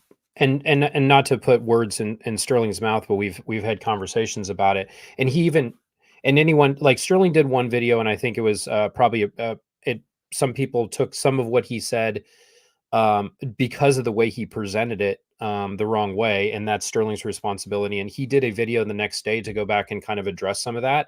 And he very outright said he 100% believes that there is trafficking and was trafficking occurring in Scientology. So I think it would be worth anyone, if they're interested in doing so, go look at some of Sterling's content. And it's within the last week or so, and I think he does actually talk about this. Another thing, and just to, because Sterling is a friend, and I do want to just, kind of provide him a little bit of air cover with respect to how he's trying to cope with his own trauma. He is trying to look at something from his own perspective so that he can function as a little bit more on the optimistic side, trying to be loving and supportive of people that do not support or love him back in the way that he needs it. And he's trying to do that in his own way to cope with the situation, which unfortunately his biological father and the person that was his mother more than his own mother his whole time growing up has disconnected from him and refuses to talk to him. That for him has got to be devastating. So Yeah, as everyone kind of has to move through this mess that we were all put in this situation, not because we wanted to totally. be here. We were shoved I into would, this shit. Like, I every one of also us, would, all we knew, yeah, in different ways, and each person that's coping. So when Sterling went on and said, "Hey, Serge's story is his. I need to not be critical of that." I think good for him for saying that, and I think he learned something from that. But I think as we're all doing this, and we're in a different category a little bit than the people that decided that they wanted to join this shit on their own, I think. So I'm gonna kind of say that all of us that were kind of like forced into this when we were children and made to work for this organization is different than me as a consenting adult that decided to do this, or me as a consenting adult that was an executive in this organization deciding, even though I knew illegal shit that was going on. And I'm not saying that this is me. I'm speaking hypothetically. If there was somebody that was in charge of the things that were going on in the organization as a grown-ass person that knew the truth in the world and all this sort of stuff, and they still decided to be there, that's a different kind of person than a kid that was like completely had his world turned upside down, was undereducated, and is now trying to find their place in the world, as Laura is, as I am, as Serge is, as many of us are that are in the same situation. Aaron, who somehow is just way more articulate than I will ever be. We're all in the same situation as we were thrown into this shit when we were kids. Like, no one asked us if we wanted to do this. I wasn't walking down the street, you know, and without Streets LA keeping people away. And I walked into that test center and said, oh, this crazy shit really appeals to me. I was taking out the trash the other day and I asked myself, would I have ever gotten into Scientology on my own? Like me. And I was like, and that's the only thing I was do it. saying. That's the only thing I was saying about Sterling is like, if Sterling was born in Italy or like I said, like a whole nother place, he would have a whole different perspective, literally. So Right. it's Absolutely. nobody's attacking anybody. I think it is very hard even for me to hear that my own father neglected me. Period. It's He did, whether devastating. I love him a lot or not. You know, I do. I love him a lot. But he neglected me. He neglected my brother. He's supporting the one other child in our family, Colleen, who's an outside Scientologist now. She was in this York. But like, it's just like, okay, you can clearly see where you're putting your quote unquote love or your attention and where you're not. And this is created only because of Scientology. If there was no law, even if there was no law in Scientology to disconnect from people who are not interested or calling out Scientology for what it is, it obviously makes sense. We get it. It means it's going to break down the whole organization. So that's why we're doing it. So we get it. But it also is crazy that you have to, you're grooming people from childhood, that it's a normal thing. Like, oh, well, you chose to leave. You chose to speak out. No, that's actually not a normal thing. It's not a normal thing just because somebody doesn't have the same concept or agreements or religious or political beliefs, that their whole family just disconnects from them and stops talking to them because of that. No. So yeah, you're always going to have in families differences in opinion, and it's like, you know what, I don't enjoy talking to Aunt whoever. It's like every time we deal with each other, we can't stand it. But that's an individual choice. But there's not an organization standing over you that says you will not talk to these people anymore. So, like, that is the difference in this organization. And they say that they are willing to talk to anybody about anything, and that's the benefit of being a Scientologist. You think for yourself, and you can talk to anybody about anything. You're the masters of communication. You can see how well that's working out. You get an SP out on the street, it's literally like you walk in LA somewhere and you turn on a light and all the cockroaches just go and they're just gone. Like, that's how it is. They cannot communicate. No one's answering questions. You have to trick them into answering a question, and they're like, oh, I don't know what to do. I don't know what to do with my hands. Like, okay, which Ricky is Bobby, like, exactly, can you have a conversation? Anyway, that's exactly what happened with Chris without a Hellcat. He was asking questions that internal Scientologists and secret members didn't know, that he was even being an outsider or a negative. He wasn't being positive. He was just being curious. Like, hey, right. oh, hi, I'm just walking down the street. Are you a Scientologist? And so they're kind of like, oh, yeah. Well, no, actually, my wife got me into it. And then all of a sudden, security's like, go inside. That's where they stop talking. Don't talk to them. Go inside. So they are asking really good questions. It's pretty amazing what's going I on. liked on one of Aaron's If we finish videos. this, I will be going out there tonight. Well, I can let you go here soon, No, because I I'm just probably kidding. need a No, I'm not rushing as you. long as I'm it always takes. the one taking way too I long love on your I end. loved one of Aaron's questions. He's like, hey, excuse me, I have a question. Everyone's being super nice. It's like, hey, I'm doing a Crimenon video. You mind if I ask you some questions? He's like, hey, what do you think about Danny Masterson raping all those women? I know that. Or they're like, hey, what's the most obvious thing about me? Which is such like a normal process that people do in Scientology on like a course of auditing, like learning how to audit people from the beginning. And so So they think, oh, he's doing like a training drill. And then he's like, did and you what do you think about the Danny Masterson rape case? Are you okay with, like, it's so funny. Oh, I love Remember, it. one of the things that would be interesting for these things to do, you know how in Scientology, when you do the tone scale drilling, and I think it's when you do the science or survival, you're supposed to go out and identify the different tone levels that a people have. And you go out there and you're supposed to do a survey. Did you ever do this where you actually go and you survey people, the WOGs in the real world, and actually Yeah. do this? You And then say, you "What's the most place them on the obvious tone thing scale? about me?" Yeah, you say, Yeah. "What's the most There's, obvious thing about me?" "Thank you." And they're like, there's some "And other questions too. if we're do you think the world today is 50 years better than it was?" There's some question like that. "Do you think the world today has more advantage than it did Than it 50 did years 50 years ago?" ago. Something like Yeah. that. So It's you just can to, get them like, get talking in about there. it. Yeah, yeah.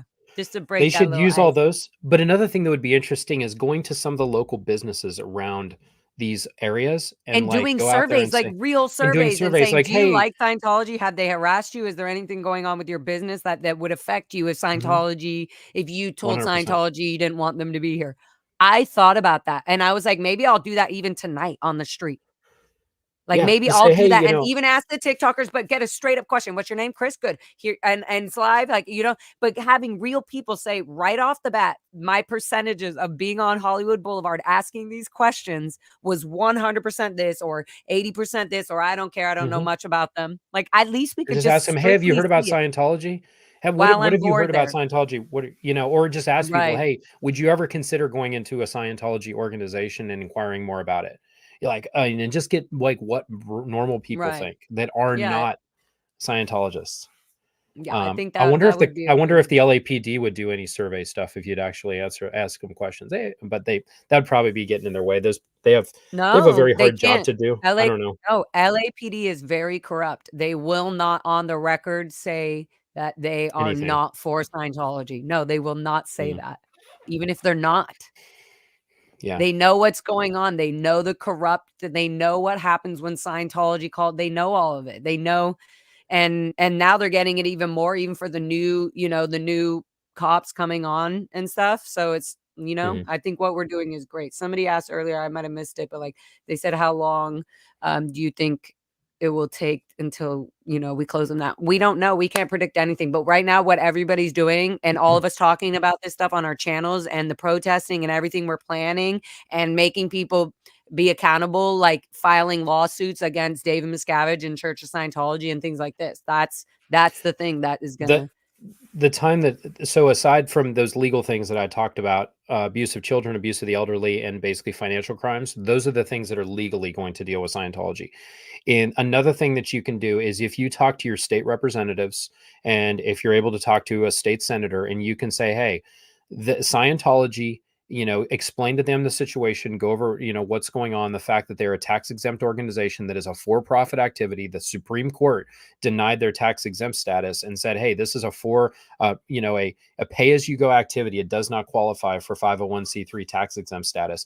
Individual citizens speaking out and saying, I'm not cool with this because literally they are everyone who's paying taxes is supplementing Scientology. They are able to get all of the benefits of the society without paying into the society. So that is not good. And they're not the for a person or an entity like a nonprofit or a religious organization to have tax exemption, they have to prove that they provide a public benefit that would offset cost that would otherwise have to be provided by the government. Scientology does not provide shit.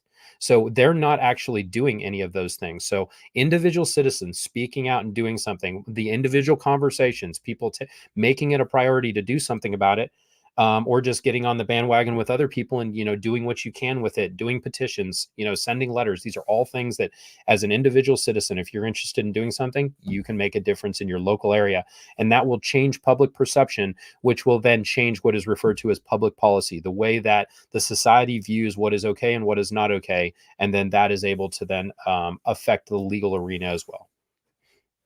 I think. Yep. Yep, 100%. And there's a lot of these people, like Aaron will talk about it on his and people that are out on the streets and on, doing these things. They'll mention the numbers and the phone numbers to call and email and say, hey, this is not okay. Like for LAPD, he puts out the LAPD Streets LA is always shouting out, what's your email? So people can email them and they can email their captain and things like that, and be like, this is not okay.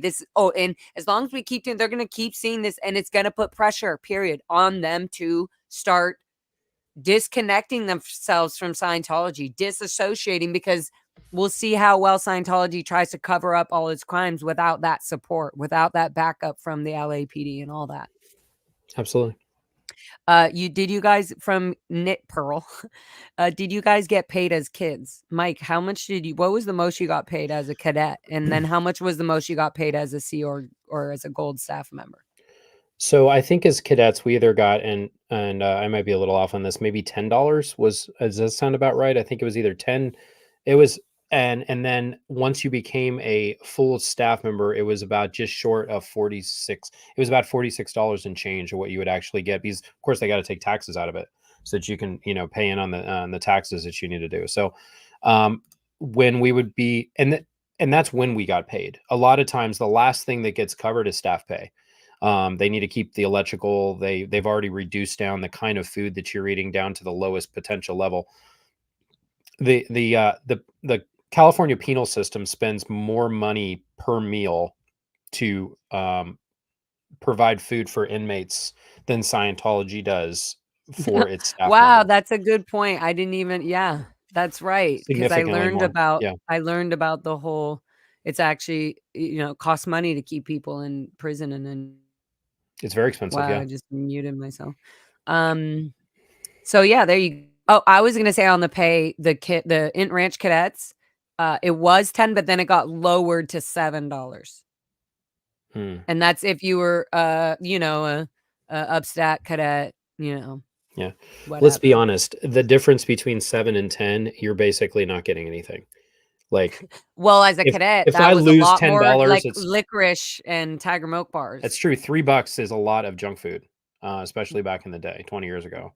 But what did we have to reflect on? All we knew as junk food or the store was our canteen from the outside world. That's the only way we would get treats, is from our parents, or I call them treats still. It's from our parents on Sunday. They would bring whatever they would bring, like, oh, fun. And some of that would even get confiscated. Like, oh, you can't have this Tiger Milk bar, has too much sugar. Or, yeah, like Lauren Hollander bringing all your sugar cookies that can, you know what I mean? Like, so stuff would get deciphered and taken away from us, even as personal packages from from a non-Scientologist family members and Sea Org members. Like, if you were sending your daughter a package of cute things that you thought she could have at the Unrich, I mean, now you would know because you were a kid there. But if you were like, some of the stuff for your daughter that you were sending her would get taken away, and she wouldn't be able to tell you about it either, because it might interbulate you. Yeah, very, very much information control, and the kids would get in trouble if they'd say something. It's true. Yeah. Okay, guys, we're wrapping it up soon. So if you have any of the last little questions, hi, Sir Delmar. I see you. Hey, We Serge. see you. We love you. Or I love you. I don't know if Mike loves you, but I love you. So I've never talked to Serge. The couple times that I've been out there, I mean, we've just never crossed paths, but it would be fun to. I'm sure in the future, as things progress, Serge and I will have some conversations, and I'm sure I'll enjoy them. Yes, you will, very much. In fact, you guys would have eloquent, beautiful conversations, like, unbelievably. What can I say? Question. Betsy you? It reminds me of this sushi place. Betsy you. Okay, question. What can I say to your senator when there is 0% Scientology presence in my state? So what you can do is, a lot of these senators, for instance, in the legislature, when they're making the laws and passing the bills and all this sort of stuff that fund the government, there's a group called the Ways and Means Committee that go over how the money is being spent. So people that are on that committee, even if they don't have a Scientology presence in that state, they're still talking about and working out how allocations are happening and where the government is spending its money and spending its time. So for an organization such as Scientology to have tax exempt status, that is lost revenue for the country overall, not, and for the state specifically as well. So if you just approach it from the financial loss perspective of an organization that is having their people pay for services, and it is not providing a public good that has tax exemption, is something that should be reviewed, should 100% be reviewed. And that would benefit, like, the the inflation across the United States if there was more money coming in potentially. And that's just something that they could 100% do regardless of if they have a Scientology presence or not. Because I'll tell you, as I've traveled around this country, like there's a bullshit little small Scientology presence in Hollywood that's getting a lot of attention. There's the stuff in Clearwater where they've taken it over, but it doesn't really exist very much in the world. Like Scientology is a household word for the exact reason that they don't want to be. So the word is getting out, and they're going to slowly keep shrinking. And if it wasn't for these big whales giving them money, they would already be gone, I think. So what do I know, right? Yeah. What do we know? We were born and raised in a cult. What can be done immediately to free the people still in the cult of Scientology prison compounds? Mike, what do you think would be, look, like I have an SP sign, obviously, as y'all know from Rolling Stones. Just kidding. What would, and I say proud SP because even when I first wrote this, and I'm still proud of it, I'm very proud of this sign and what it means, because it really does make people internally that see it in the Sea Org and people outside ask, what's SP? They always ask me that. So that immediately lets me explain exactly what disconnection is and family disconnection is and what they call me, right? And how they put out a thing like Lara does drugs and she's a, whatever they put out and say on these things, like, which is insane, you guys. I literally am the cleanest, coolest, calmest rock star. I am a wild rock star, so I am fun and wild and loud, but I don't do your crazy drugs, guys. I don't do that. I've never touched COCAINE in my life. I've never touched the H. I've never done anything like that. And when I do, it's a little bit of fun when I'm out in the desert and I purposely am trying it to see how I feel and what I can heal or do from it. So these idea that just because I'm loud and wild and crazy, get your guys' head straight. My head is pretty straight and I am wild and loud. But anyways, back to the sign. What sign would you put? So I'd have to figure out what sign. I'd have to give it some thought to come up with a good answer. But so the protesting and everything that's being done, that is very important. But at this point, we are guarding people from getting into Scientology and supporting protests. And when you're doing that, you're keeping this people on the outside safe from getting involved in something that is potentially going to ruin them. The people that are in there are very deeply indoctrinated, and they will leave at some point on their own when their living conditions are so terribly bad, or that everyone has a breaking point, and you just can't put up with enough crap anymore. And David Miscavige is a master at being a complete and total DICK. At some point, that his ability to lead in his way will trickle down and people will get pushed out of the organization. When they do, people need to understand that there is a safe landing area for them when they get out here. There are people that love them. There are people that care about them. There are organizations. The Aftermath Foundation exists. There are other foundations that are going to be created that are here to help people as they come out of these destructive cult of Scientology, so that they can come out and actually get reintegrated into society. And that is going to take a lot of work. But I think that the protesting is important on its own, but that's to keep people out. The people that are in the protesting doesn't do anything in order to benefit those people. If anything, it might even keep them in there, but it will lay in seeds of like, the world doesn't like us. Why not? I thought all this is great. What is going on? So it'll make them internalize and ask questions, even if the questions are almost subconscious to them. But eventually they will want to leave.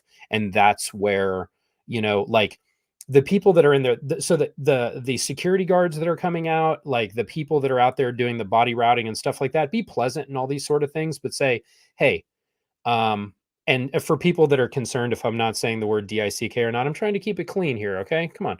But yes, I think David Miscavige is a huge dick. He is 100% a dick. And if it, and it's Richard, Richard Cranium, like he's a dickhead. So, in case there was any question if I can actually say it or not, I 100% can. But the protesting is important, and it's important that we get the word out on this stuff to help people not get in there. And then when they do leave, be respectful of them. Like a lot of them, they have a reality that's been distorted, and you need to, be willing to help them ease back into society and realize that it's not all bad out here, which it isn't. It's great. No, it's totally great. Even like we're spending our time to heal from the ungreatness. So that means it's pretty great Mhm. out here to be able to have choice, to be able to go to therapy and heal and do all this and have a channel and everything. Like, Right. okay, Marla Dillard said, "Oh, hi, husky lover. I love people with huskies and husky because I have a husky dog." Okay, question: don't the insiders wonder where is LRH? What do you think about that, Mike? About the was it because LRH? Did you feel like in the Sea Org that LRH was coming back? Did you hear about the gold announcement that 20 years from a certain point he was going to come back to gold So base or something? I think in general, the Scientology public are not under the impression that L. Ron Hubbard is ever coming back. I think to the Scientology Right. public, they have been fed a line where L. Ron Hubbard he left his body. He went on to do this upper level research that he didn't need his body for to go do all of his space alien stuff. And he is then on the next planet trying to, seed Scientology in on the next thing, which they refer to as Target 2. And that Yeah, I is, was I think, gonna say the thing that has Target been 2. spun for all the Scientologists. Up at the highest levels, I think at some point David Miscavige was probably unsure if Hubbard was going to come back or not. I see him as a person that like is drinking the Kool-Aid and like at the same time he has access to all of the crazy to probably realize that there's no actual upper OT levels that exist and he's left trying to figure out what to do with this stuff. So they spent all that money to make that big mansion for Hubbard. They have all of the like they worship him now. I think at one point they were almost thinking he was going to come back, and then the dude didn't show. So, oops. Great to see you, Lara and Mike. Hi, Blow Drill. Hi. If you like the conversation, Hey, like their pages and subscribe. Yes. absolutely. Thank you, honey. And did you see this one I put up while you're talking? Love it. Hashtag David Miscavige to jail 2024. I love that. That's a good sign. That's a good Yeah, sign to walk around for with. sure. Yes. Or, ooh, what about a sign? Get out now, or Get get out while you out still can. while you still can. I It's don't know. never I like too the David late. Miscavige Something to like jail that. It's 2024. yeah, that was a great one. Question Ellie said, I am talking about the people held in their prisons. How do we free them now? I am afraid that you can't. You cannot free anybody that's on the RPF and stuff like that. There's no way. There's no way. And you cannot free underage auditors that are auditing, or, you know, auditors that were once underage and now they're 23, 24. You can't free them. They're auditing, they're making the money, they're paying, they are doing the work that justifies the money intake of this laundering organization and the human Yeah. trafficking, all that. So watch the documentary Scientology and the Prison of Belief, because really what you have there is a group and an organization that is so indoctrinated that they will continue to be there no matter what, and they think that that is the best thing that they can do. With regard to the RPF, that, similar to the children, was becoming such a problem that they have stopped calling it the Rehabilitation Project Force, and now what they're doing is they're taking their staff members that are in trouble and they're just putting them in a lower organization that is in charge of still doing manual labor. They'll still have like these correction programs for them to do where they'll get the sec checking and all that. They're just not calling it the RPF the same way anymore, because of the reasons that have been shared in a lot of these videos, that it is a serious legal problem for the way that they were treating all these people. So what Scientology is very good at, like for instance, Office of Special Affairs, that is their dirty tricks organization. It used to become the Guardian's office. Then they got caught doing a big infiltration of the government. A bunch of them went to jail, including L. Ron Hubbard's wife. So they just changed the names on everything. They changed all of the letterhead. They changed the toppies of the policy letters, stopped calling it Guardian's office's bulletins. They started calling Office of Special Affairs orders or bulletins. It's the same crap. It's just like one of these, like in deployments, you would have these defense contractors. It's like, oh, Blackwater gets in trouble. Then they come back and they're a new, and they just reincorporate as different things. Scientology is the same way. So whatever organizations you see now are the same bullshit organizations from back in the day that are doing the same dirty tricks that they were doing before. It's the same stuff, but they're they're trapped in there in the fact that all their information, their behavior, their thoughts are all controlled. Um, and to such a degree that they are prisoners, but they could just walk out the door if they really wanted to, but they just don't think they can. It's almost like a shelter animal. If you open the door and it would stay in its crate and it didn't think it could go out into the real world, that's a Scientologist that's working in the Sea organization. Yep. You're right over there. Yeah, I'm just coughing away my little Mary Jane. Leaving Scientology is the way to happiness. That would be a great sign. So, there's I custom think. Way to Happiness books where you could get your face put on them and stuff like that. You can get your own Way to Happiness books printed. Oh If we my can get some God. SPTV Way to Happiness books Like printed, or, happy. Yeah. Streets LA, a little bit of all the different I creators mean, I just get have a their own Way to merch Happiness books. I have a printing person who, I mean, Streets LA has already got some shirts. So, like, even by the time my printing person said, "Oh, I'll get some shirts for Streets," he's like, already, they got some hoodies with all their faces. It's just hilarious. So, good job. The That's more the funny. merrier, as long as everybody's being beautiful and loving and don't do anything to like attack Scientology. You can film and do everything. Don't do anything immature and illegal, period. But Yeah, keep it ask on the up whatever and you up. want and film whatever you want and stay on the property lines of wherever you can be. And because just through that, you're going to help expose the internal inside out. I do Mhm. like this For though. sure. Leaving Scientology is, maybe backwards. It should say the way to happiness, because that would attract attention. What? The way to happiness? They'd look at the sign, and then right below would say is leaving Scientology Mhm. or leaving the Sea Or Org. That would be or a good one. Serge said one down here, "Get out before y'all get indicted." Is a good Okay, one. Or that's another better. one is call the FBI for witness protection. Anyway, maybe that's an option too. Yes. Get out before y'all get indicted. Yeah, but I think they wouldn't know the outside laws, so I'm thinking they would be like, "Indicted for what? I've been doing my receptionist job all day."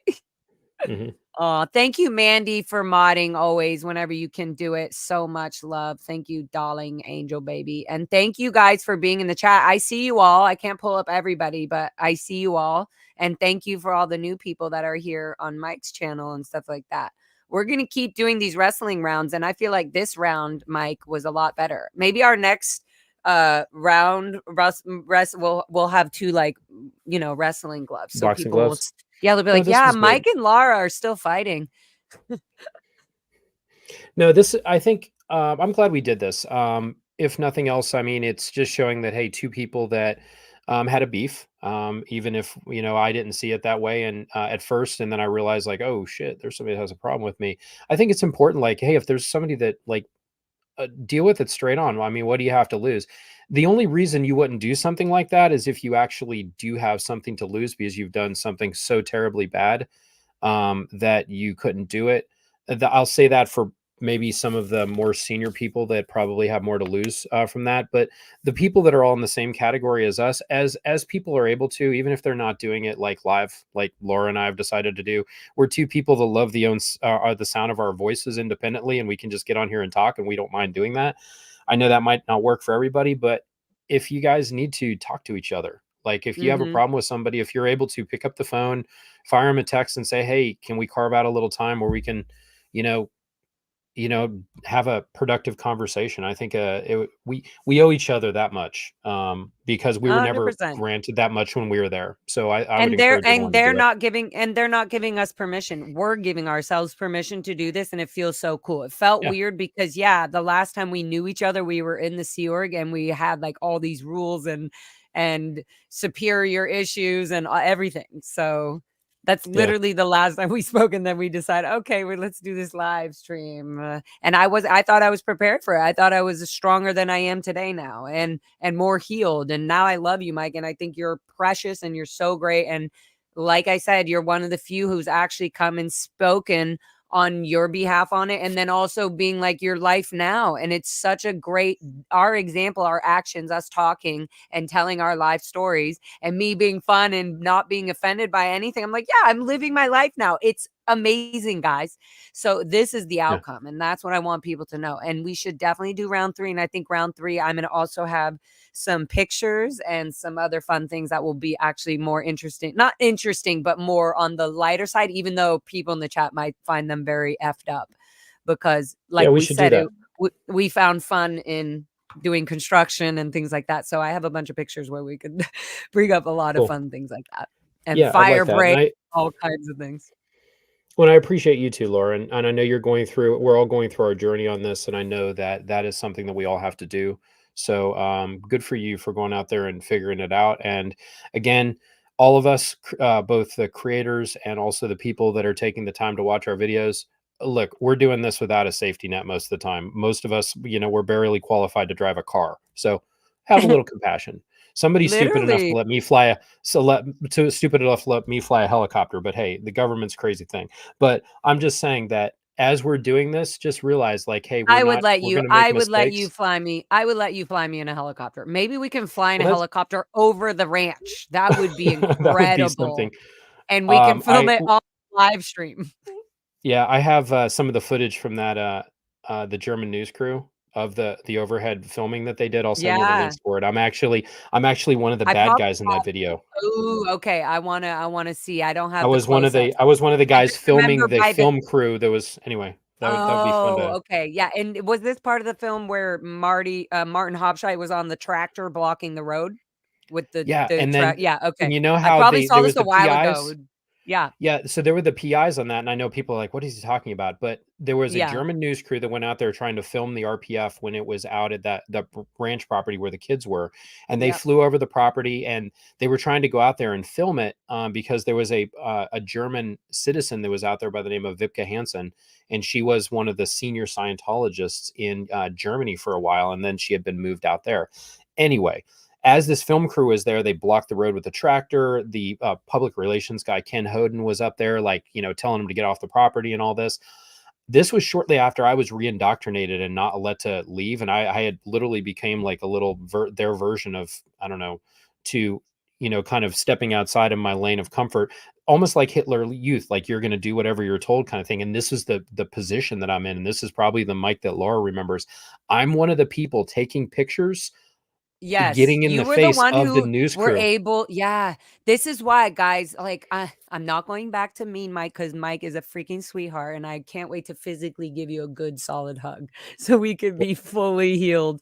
I appreciate No, you too, Laura. but, um, I this is one of the little things that we haven't talked about, so we'll do this in round 3 because a lot of this stuff will come up, the German reporters and all this, but these were one of the things that I'm like, so does Mike remember that like he used to have this huge presence of like I don't know if you were big and strong and stocky, but in my eyes you were, and you had like you and Mike Norton and some other people would just go and be like strong enough to be calm but solid, like a solid boulder. And you still have this appeal today, which in the outside world is really awesome and kind of like a cool, whatever, a cool like strong Well, we benefit, but we were to like a me it jacked felt up like kind of you were military school. scary, right? You were able to, you were the one that was always doing the intruder drills on with us and teach, like you were always there. It just felt like, okay, You're he not wrong. could beat the f out of somebody if he had to. And in a child's eyes, to think that somebody could get rid of somebody almost to the degree of murder, but you've never seen them do it, but you've seen them just be enforcing this, it just feels like the biggest fear. So there was a lot that I was getting over, I guess, when I first Yeah, I would say so. kind of That's a lot. Well, I would say imagine if you had a military academy for kids and you sent them all to it and you didn't break them down by classes and ages and they were all just lumped in together. And you did that not like because there are military academies for like kids that finish high school and they go on to college and they go to a military academy and they pop out the other side and they're a military officer. That's not what I'm talking about. I'm talking about a military school where all the kids were like shoved in together and there was no proper supervision or structure for it. And the kids were made to be the structure. And that was the position that I felt. So Scientology has a word for that. They call it ethics presence. And ethics presence is supposed to be a very virtuous thing in Scientology. If you are showing ethics presence, you're showing that you have the willingness, the determination, the structure to follow orders and get things done. And that was what was expected of us. And I can honestly say that I was trying to be the best I could at that. And I see now how absolutely intimidating that could be, especially as I'm, a 16, 17, 18-year-old kid becoming an adult, working with other children that are like 8 years old. Like, I wouldn't put my kids in that situation.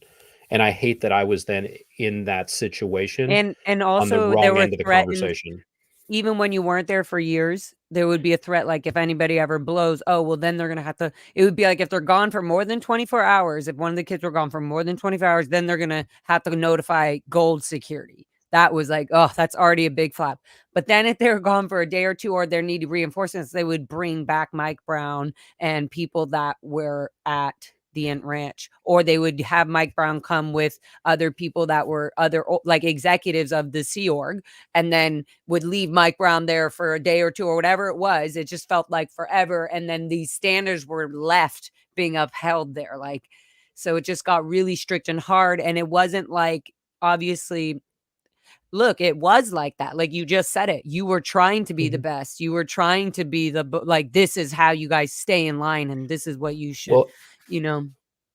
not So it in my made sense. defense, but just in an answer for how a person gets to that point. What happens if I'm not like that? What happens to me if I'm not like that? Right, right. I What I trouble do you get become in? At sec right. checking So gate. yeah, so you either fall in line with the way the organization wants you to be, or you become the thing or you fall into the side of that which you're fearful of. I can't encourage this enough, and that's kind of why my channel is called Mike Brown 101.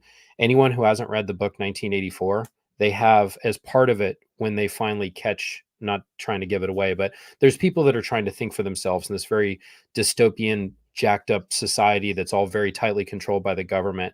And finally, when it's to the point where the person gets caught and they're in thought reconditioning, and they will bring them to this room, which is room 101, and they will recondition their thoughts, and they will say, they'll say nonsense words that don't make any sense, like, 1 plus 2 or 1 plus 1 equals 4. And the person's like, no, it doesn't. And they'll torture them until they agree that whatever nonsense they're saying, they'll break the person down, but then they do it with other information till the person just agrees. That is what Scientology indoctrination does through all of the different security checking and thought reconditioning and stuff that they do. They get you to break down reality and agree on whatever they tell you to, or else the torturous activities will continue. So I call my channel Mike Brown 101 kind of for that reason, but also I was in the 101st Airborne, so it just sounds like there's a double whammy on that one. So anyway, I'll have to figure out.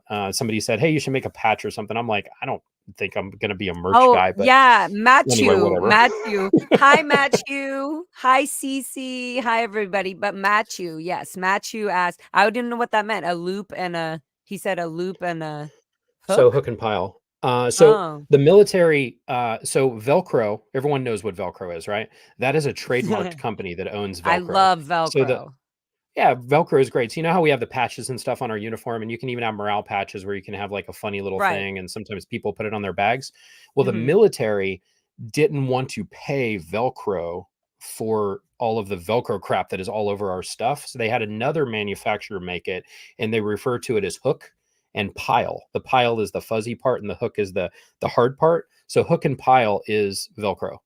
But you can't say Velcro Oh. because that's a trademark thing that's owned by a company. So the military refers to it as hook and pile. Oh, that's so funny. That is Anyway. so interesting. I watched a game show one time and they said, "In what year?" Something about Velcro, and there was a whole talk about that. And I was like, "Oh, that's good to know Mhm. about Velcro, that it's its own company or its own name. Like it's actually Mhm. Velcro is trademarked as Velcro." Like Uh, every compact disc, like and this is another little thing of trivia. Compact discs, not only know this because we were manufacturing them in Golden Era Productions, but the trade or the actual like a patent for compact disc is owned by the Philips company.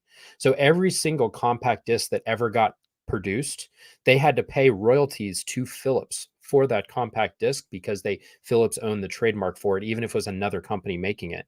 So Velcro in that way, if somebody used Velcro, they would then have to pay royalties to Velcro. Anyway. That's fun. See, guys, learning and loving.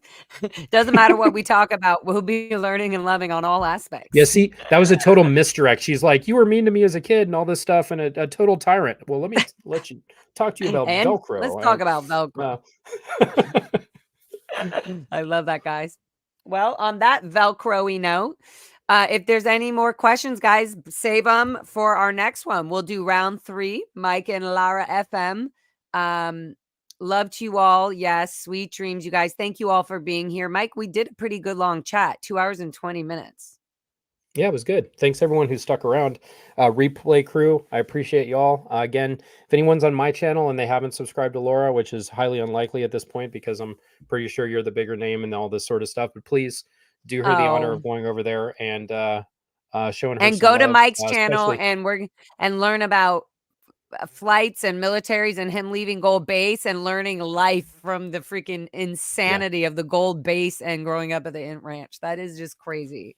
And your mother, and your mother, and maybe can we also say that maybe on the next round 3 that we do, we can have a little bit of questions answered or voice notes from your mom or whatever. Maybe we do something like that. I'm getting some gear and stuff so that I can hopefully get some recordings with my mom.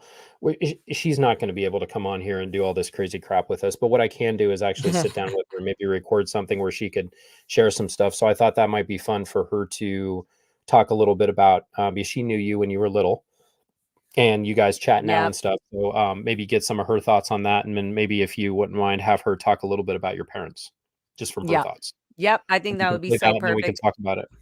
Yeah, and that would be really fun and cute. And thanks, Ellie. And she probably even has more of a perspective, even just being out, even the month or 2 that she has been out. Like now she has even more to be like, oh, and this.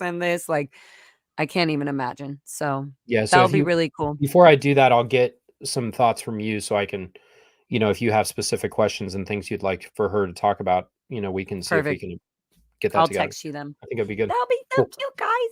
All right, guys. Thank you so much for being here. Don't forget to sub. Ellie just sub to you. Don't forget to sub to Mike Brown.